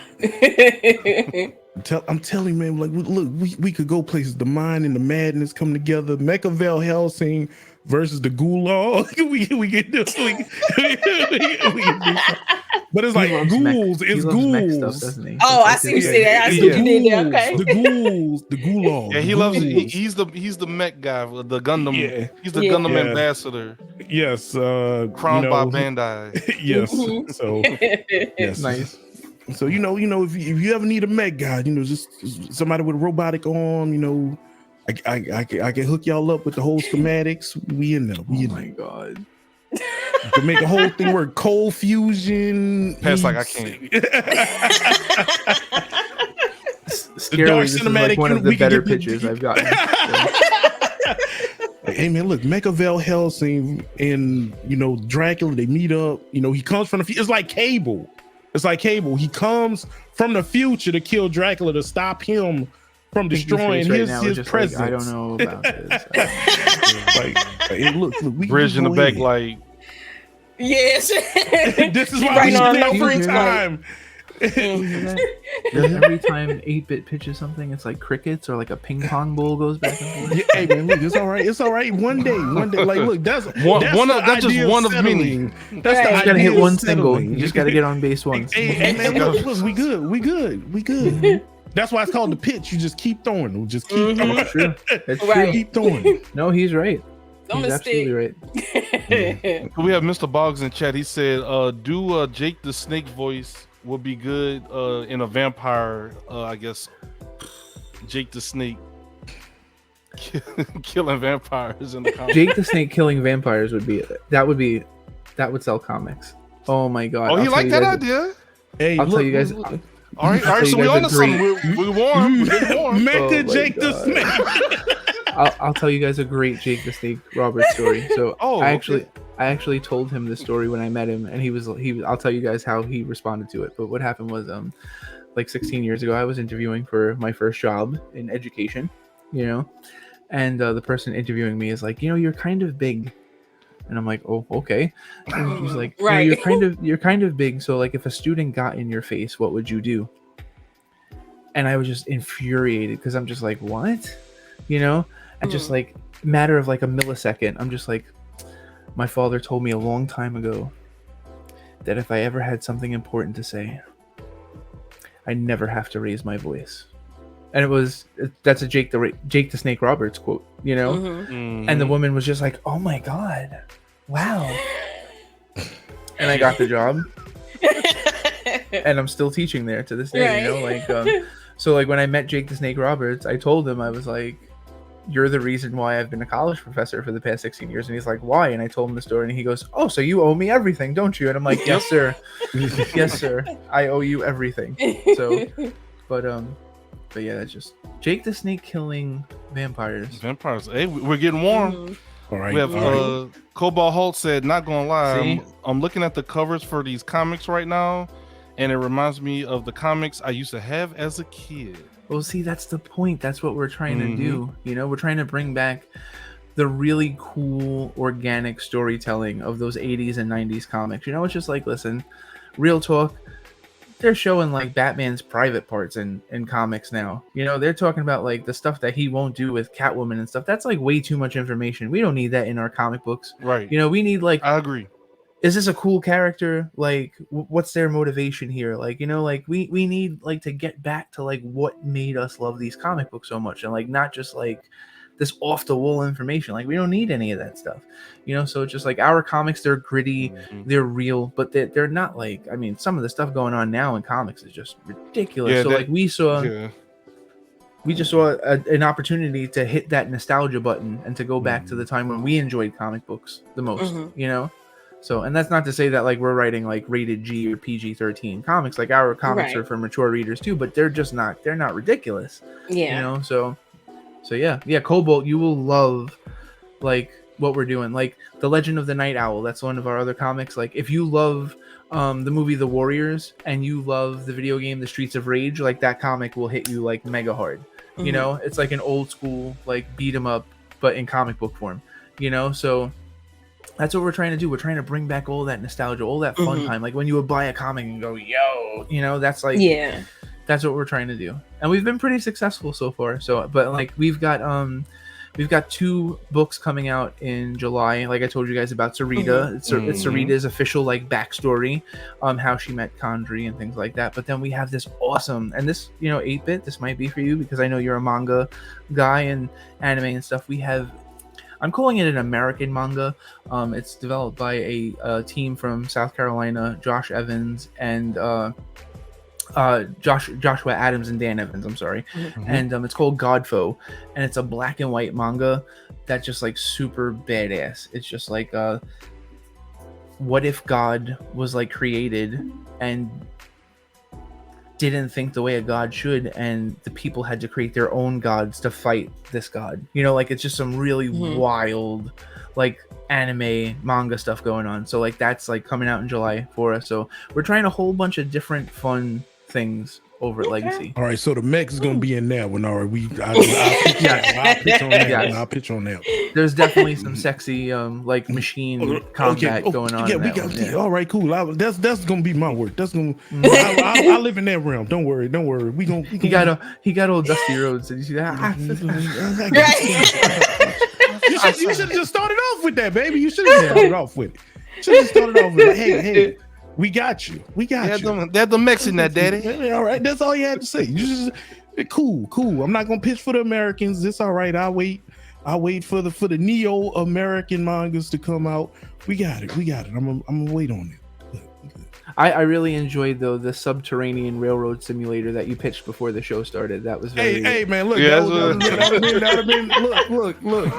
That would have been great. That would have been great. It was on paper. It worked. I saw the art design already. I did. I felt the vision. I was trying to say it without saying it, so you guys would get it. Everyone else is like, what the hell? Don't worry, when I stream, I'll tell y'all the full story, uncut. I'll tell y'all the full story, uncut. We're not gonna do it here. You come watch it for the full story. Yeah. Go check out 8-bit on his channel. Yeah. I got y'all on my channel. Y'all gonna be like, what? Be like, for the exclusive reveal. Exclusive.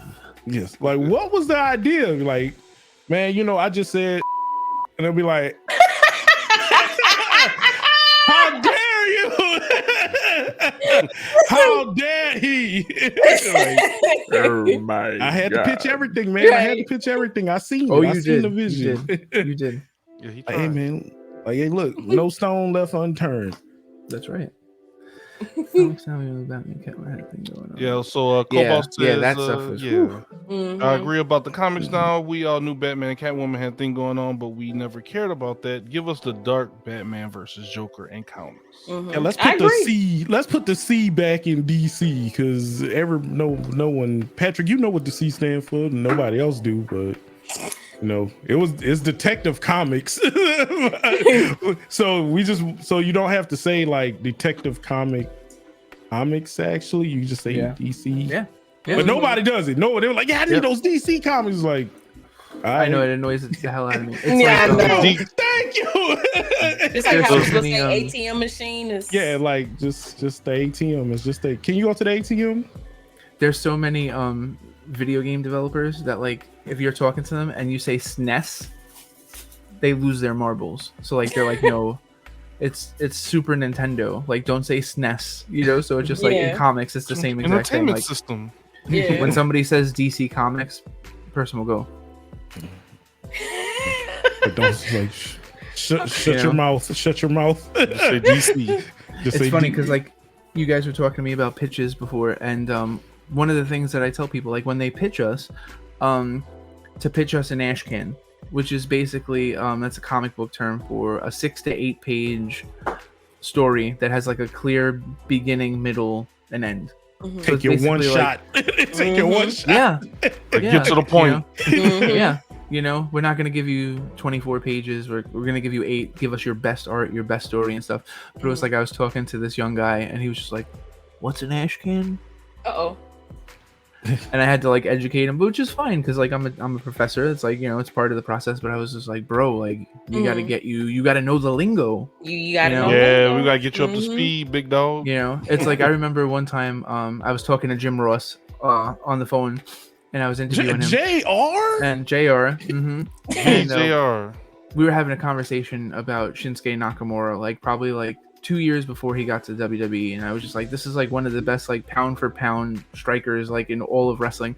And Jim Ross is like, you know what? You're in the ball game, Patrick. You are in the ball game, which basically meant like, you know your shit. Yeah. You know, so it's just like a lot of the times, a lot of people, like I'll tell people this, instead of you pitching me like right off the bat, get yourself in the bowl game. Yeah. Have a conversation with me about stuff that I'm interested in, stuff that you're interested in. Make me respect you based on what you know. So this way, when you do pitch, I have a base. I know like who you are.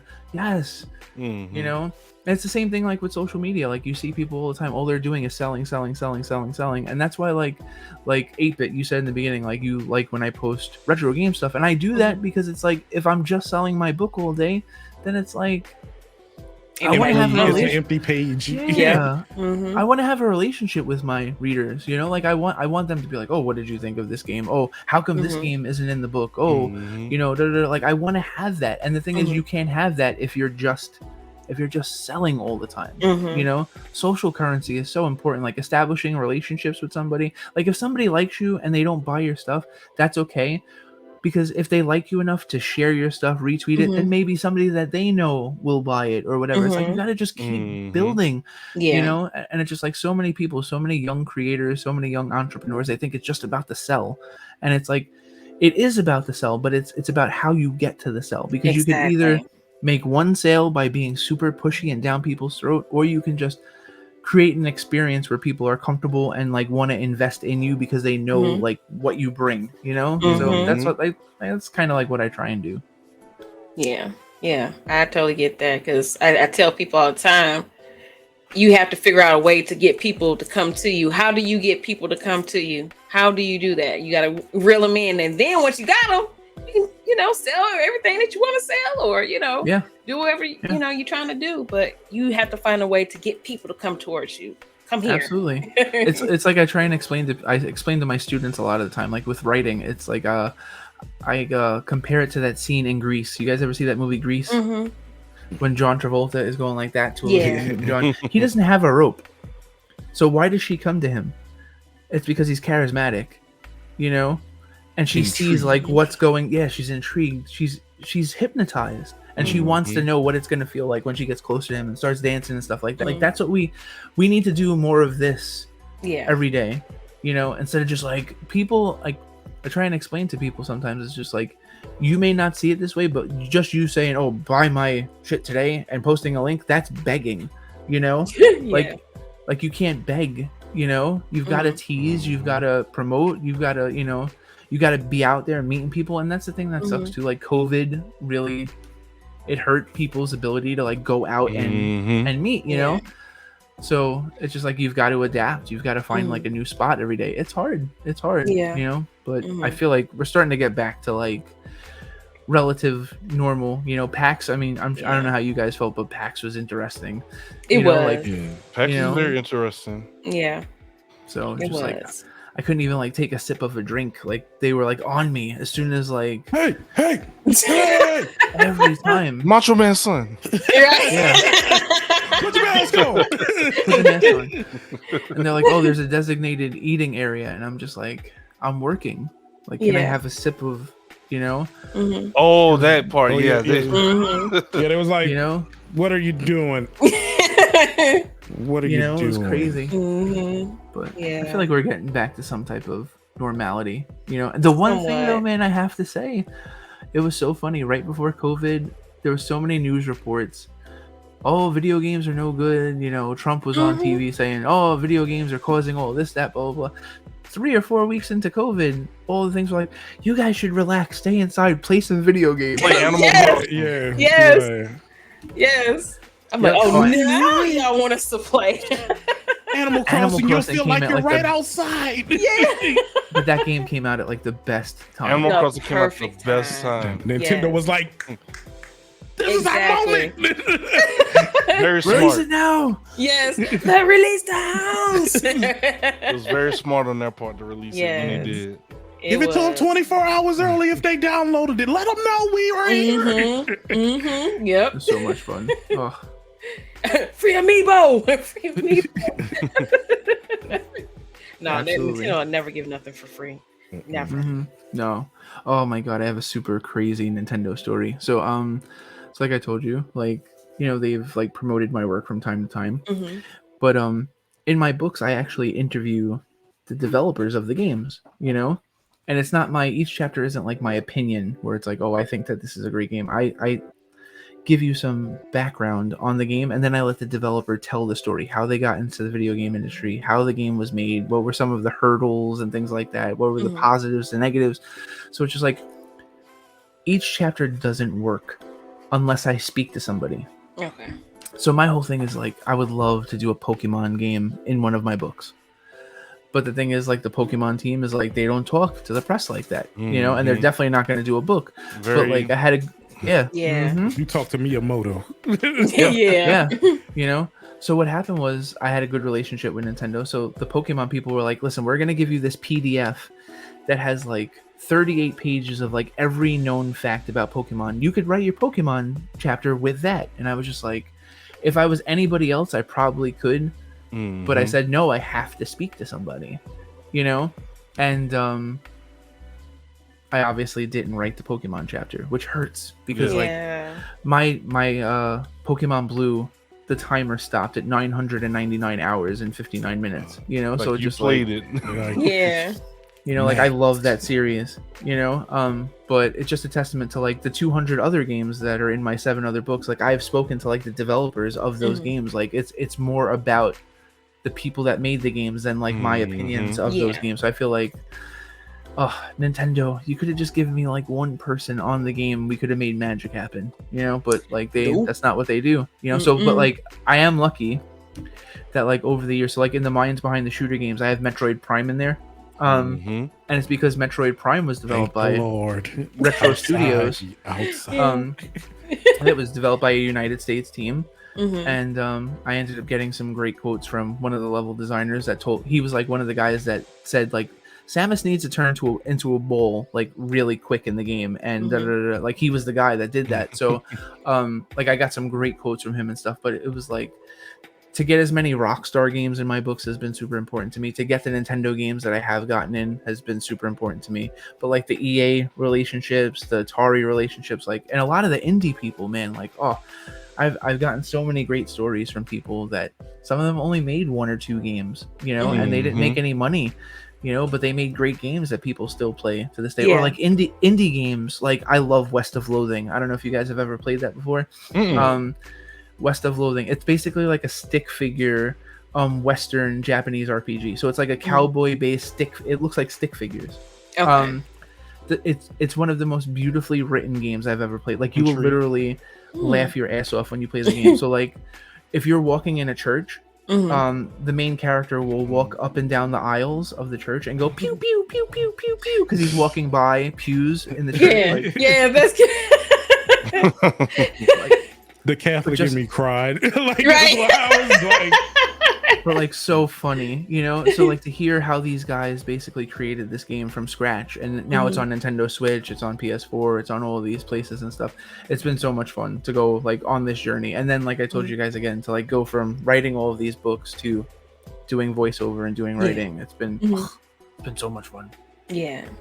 Which Now- book has the Superman 64? Look at it. Oh my god. So this is the thing. So like every book has at least 30 games in it. The Genesis book that's coming out in a couple weeks has 43, and the minds behind Sony PlayStation games that's coming out like this holiday season, that's gonna have 43 games in it too. But even though I have like 43 games in one book, I probably pitched around 200, 300 developers. So it's just like so many of them either don't answer me, or they say no, or they don't give like answers that are great. So like I love Devil Dice on PlayStation 1. It's a really fun game, but the answers weren't great, so I wasn't going to just put it in the book. You know, so it's just like I try and have like a standard, but like I totally wanted to have Superman 64 in one of my books.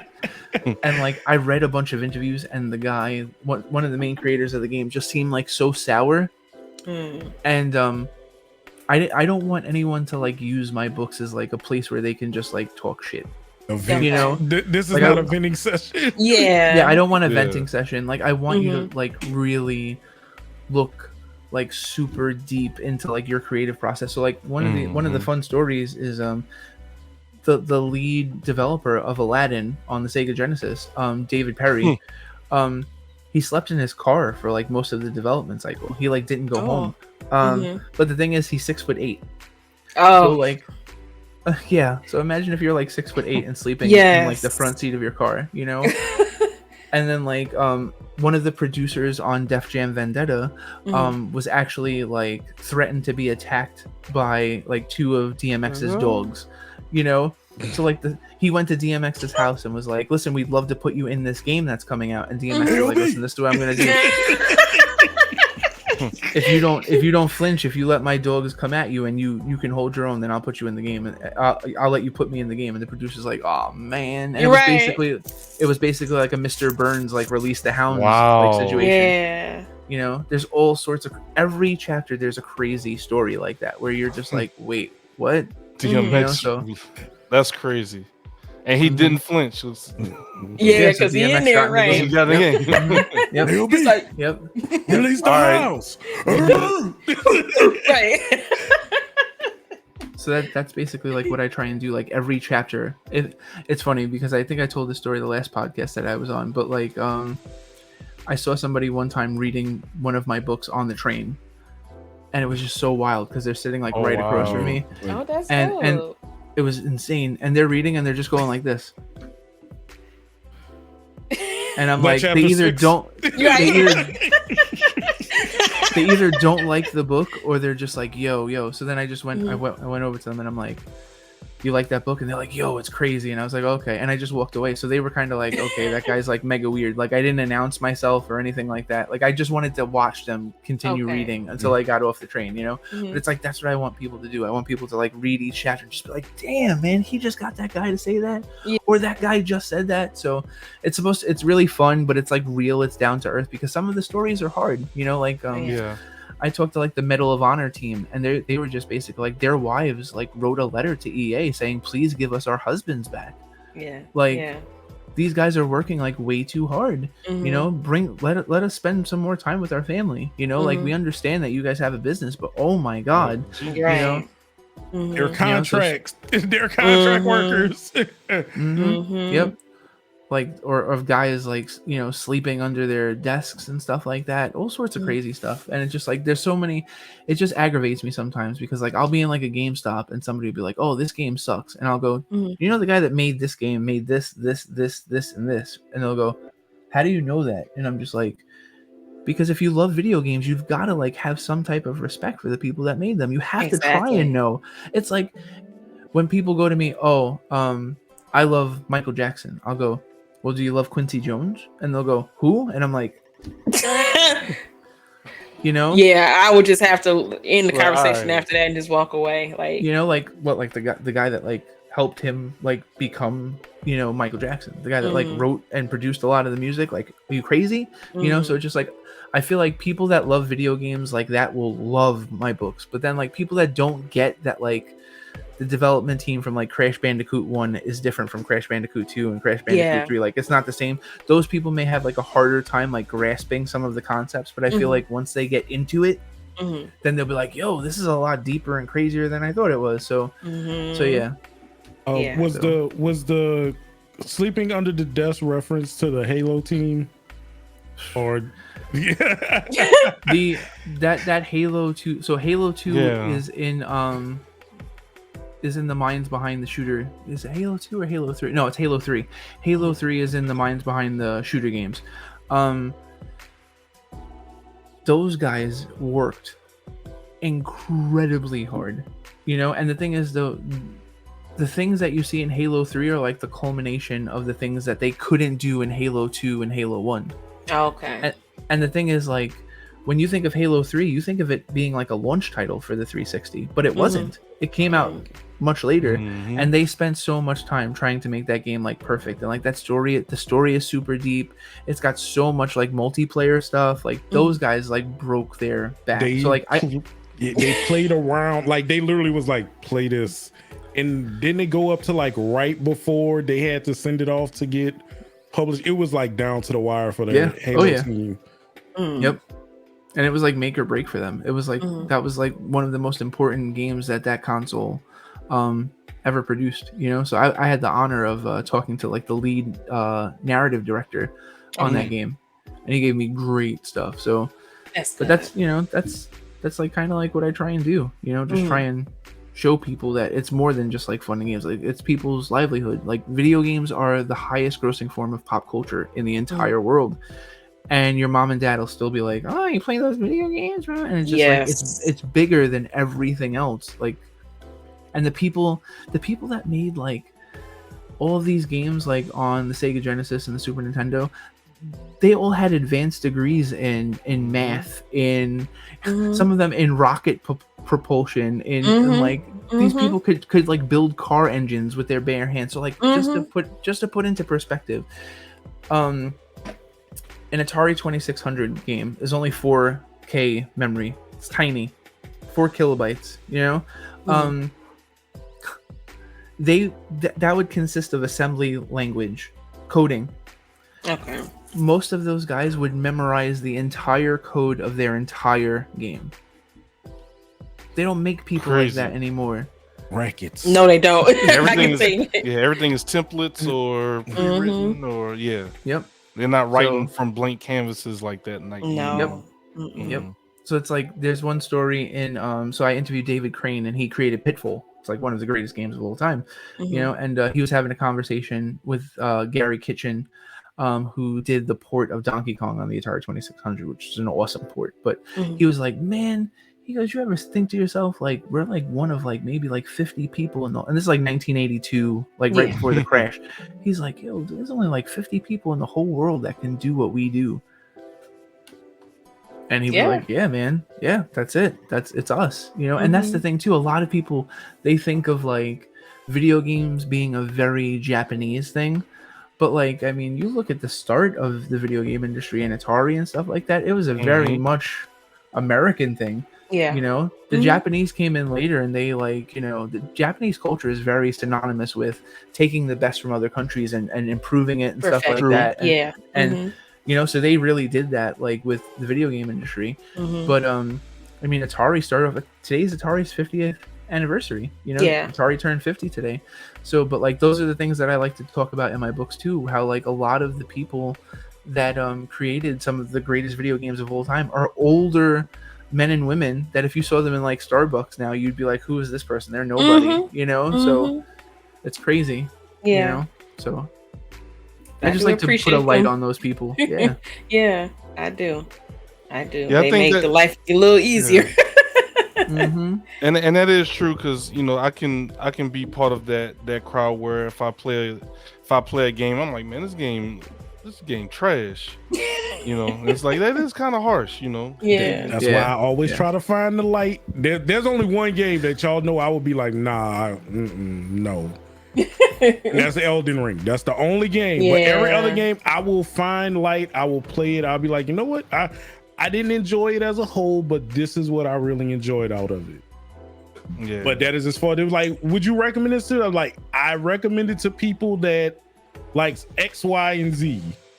If you like A, B, and C, don't get this game. But if you like this, go right ahead. Oh, just certain things like you go through a room full of enemies, and then you go 5 room downs. You go through dialogue, and then you go. Right. No, what hit me? What happened? So I was like, man, the hell with this game. Toss it out the window like a After frisbee. a while, yeah. Pinky and them know what game I'm talking about. Yeah. But yeah, so it just this is good to be had that point reiterated that there are people that put their livelihood on the line for a lot of these games. It's more than just the Square Enixes of the world and all of these big. There's a lot of other small publishing companies, a lot of small developers that that put a lot on the line to like, all right, this has to work. Scott Coffin from Five Nights at Freddy's. That man was working at like Dollar General. That's a good one. Something like that, yeah. That's a He good was one. working at Five Nights Dollar at General Freddy's. or like Family Dollar and was like, I quit.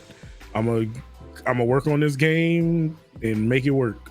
That's a good one. Five Nights at My whole Freddy's. thing is too, like, if we're having a conversation about a game and Pinky will just be like, "This game sucks," that's the end of the conversation. Yeah. Like I'm about like, let's have as long a conversation. Like, what didn't you like? Let's talk about it. What did you- Could we fix that?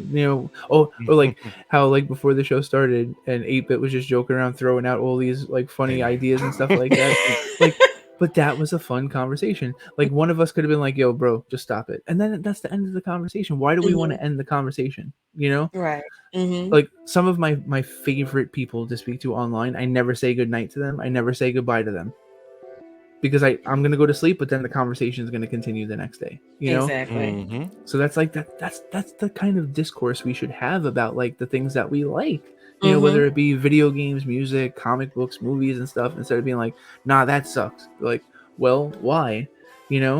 Most people don't like to do that, but Nope. that's the way you learn the most. And that's what I'm about. Like I want to learn as much about things as I possibly can. Yeah. Cobalt Hawk says a lot of times though, and appreciate you engaging with the stream, Cobalt. A lot of times though, when someone says something like a game is trash, it's not the dev team's fault. A lot of times it comes to upper management pushing up dates so things weren't properly implemented and tested. There's a few situations in a couple of the chapters of my book where like they were like, listen, the game played like this, and then the upper management was like, no, it needs to play faster, and we just changed 1 or 2 variables, and all of a sudden game plays completely different. So like one game immediately that comes to mind is NHL 95. NHL 94 is like arguably considered like the greatest hockey game of all time. NHL 95 has a full season mode, which the other games didn't, and has a lot more animations, so it looks better. Right. And EA was just like, it needs to play different than NHL 94. And the dev team was like, yo, we just added a season mode and we just added all these animations. It's better. Just leave it. And they're like, no, it can't play exactly like NHL 94. So they just upped the speed like a little bit, and it's like, it's one of the most polarizing games of all time. People either love it or they hate it just because one variable was changed. Yeah, it messed up Crazy. the whole thing. Yep. It's the worst game ever. But it's like, I love telling stories like that. Yep. Because it's so easy and a lot of the time people that like dog stuff, they've never even played it. It's like one of the reasons why. True too. Yep. If you go on ReviewFix, if you read the reviews on ReviewFix, we don't rate anything with a number. Like if you want to find out what we thought, you have to read the whole article, because like most of the time, if you see a number like on IGN, people will just scroll down, get the number, and that's it. And keep going. They'll go, oh, that is very fair. Did you play this? Oh nah, man. IGN said it sucked. They gave it a 5. Blah blah blah. You didn't even play it. I ain't gonna waste my money. The number was low.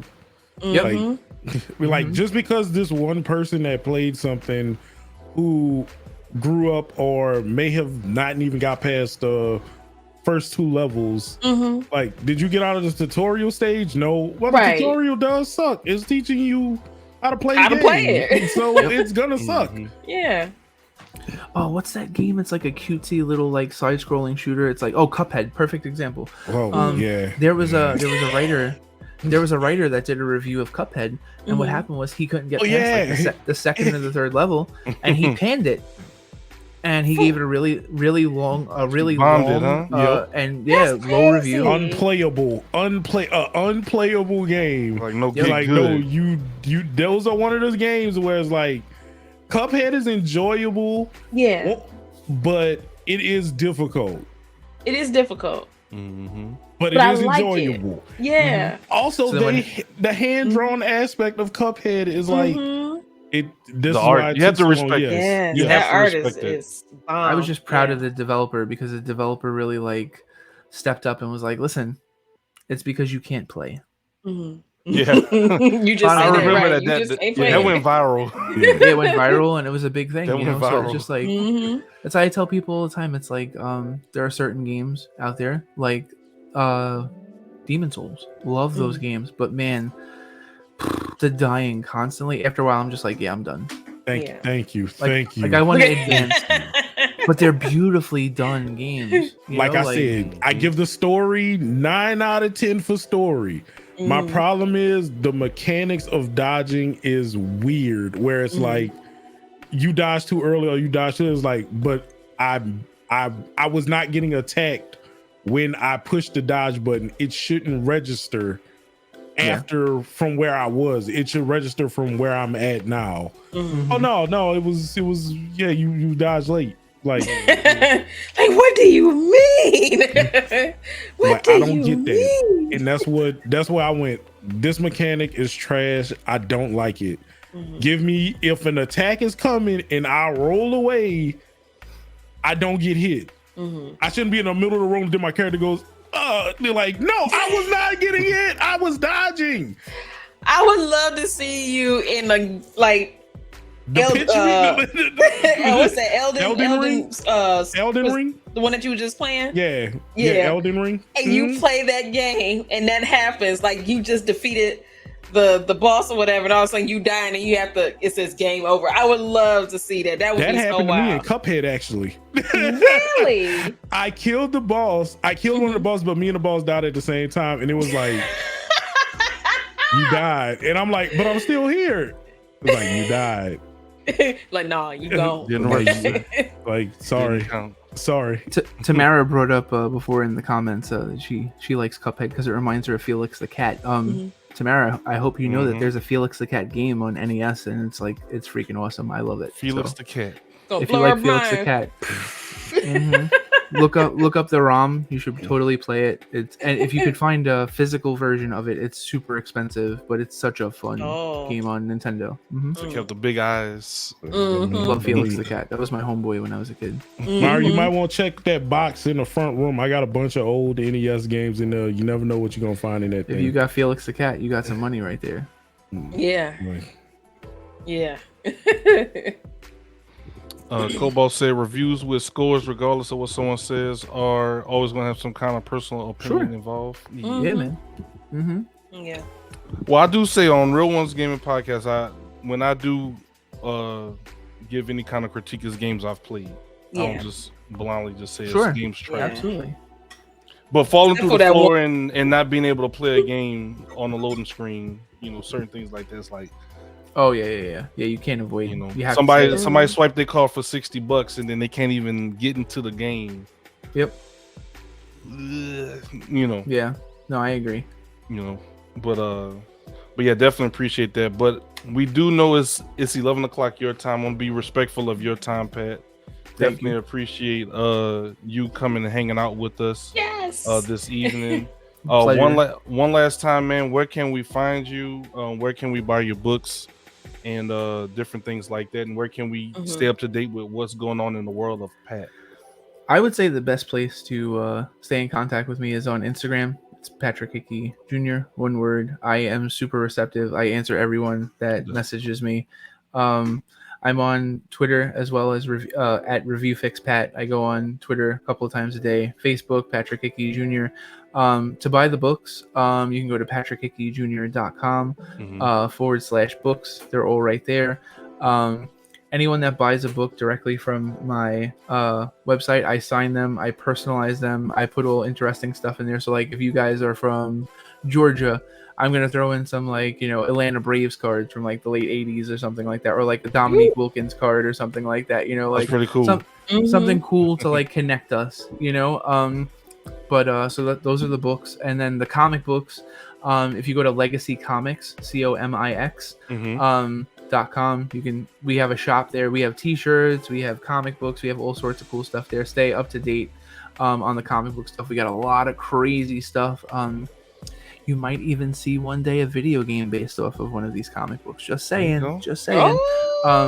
So talk my language. Mecha Hellsing coming to Genesis. Absolutely. So you're so funny. Oh my god. And then like I told you guys, BPM Boy just came out on the Atari VCS. WrestleQuest should be coming later this year. World Championship Boxing Manager later this year. So lots of fun stuff for me. I'm Googleable. Google my name. All of my stuff comes up. And that's a fact. It is a fact. Just Google them. I look forward to, hanging out with you guys some more in the future, and then everyone else just hit me up. I'm super receptive and love to talk about this stuff. So and not you. Patrick Hickey, the doctor, not the MD one, just the regular. Yeah, regular. There's two. The voice actor, the voice actor, editor, professor, all of the above. The other one, that one. Yes. All right, Pink, you can take it away. Well, all right, friends. Thank you so much for hanging with us for another episode 4. I'm so happy I'm so happy they just coming out these episodes and stuff. When the train is rolling, I get so excited. But yes, for another episode of Say That Again podcast. This will be uploaded to YouTube later on this week. So if you miss it, of course, you can always watch the VOD or wait till YouTube. Please do both because we like the views. But yes, thank you again to my co-host ZiggyTheBeast and 8-Bit of Fun. I appreciate y'all as always. Thank you so much, Patrick, for being here. No, seriously, Patrick, thank you so much, man. Yes. That was a pleasure. It was a pleasure meeting you guys at PAX. To us, seriously. Absolutely. Yes, you guys are awesome. I know he was like, I'll never hear from them after PAX. No. I knew. Blow you up. Unfortunately, Pat, you're stuck with us. Yes. Fine. That is absolutely fine. Do not worry. Okay, so I followed you on Instagram. I told you. Oh my god, you told me. You guys are terrible. 8-Bit is a bad influence. You are correct. All right, y'all. We are out of here. Thank you again, everybody. Y'all have a good night. Make sure you drink your water before you go to bed, and we will see y'all later. No. People be peeing in the bed and stuff. No, they need to drink their water. Look at you. Don't drink no water before you go to bed. Don't listen to Pinky. I don't sleep. Their wife or girlfriend wake up like. Right. What's that? Ammonia? What a fool believes. Why's the bed wet? Pinky told me to drink water before I go to bed. Right. I drank a full 30 ounces. Right. All right, y'all. Just chugging it. All right, y'all. We out. Bye, y'all.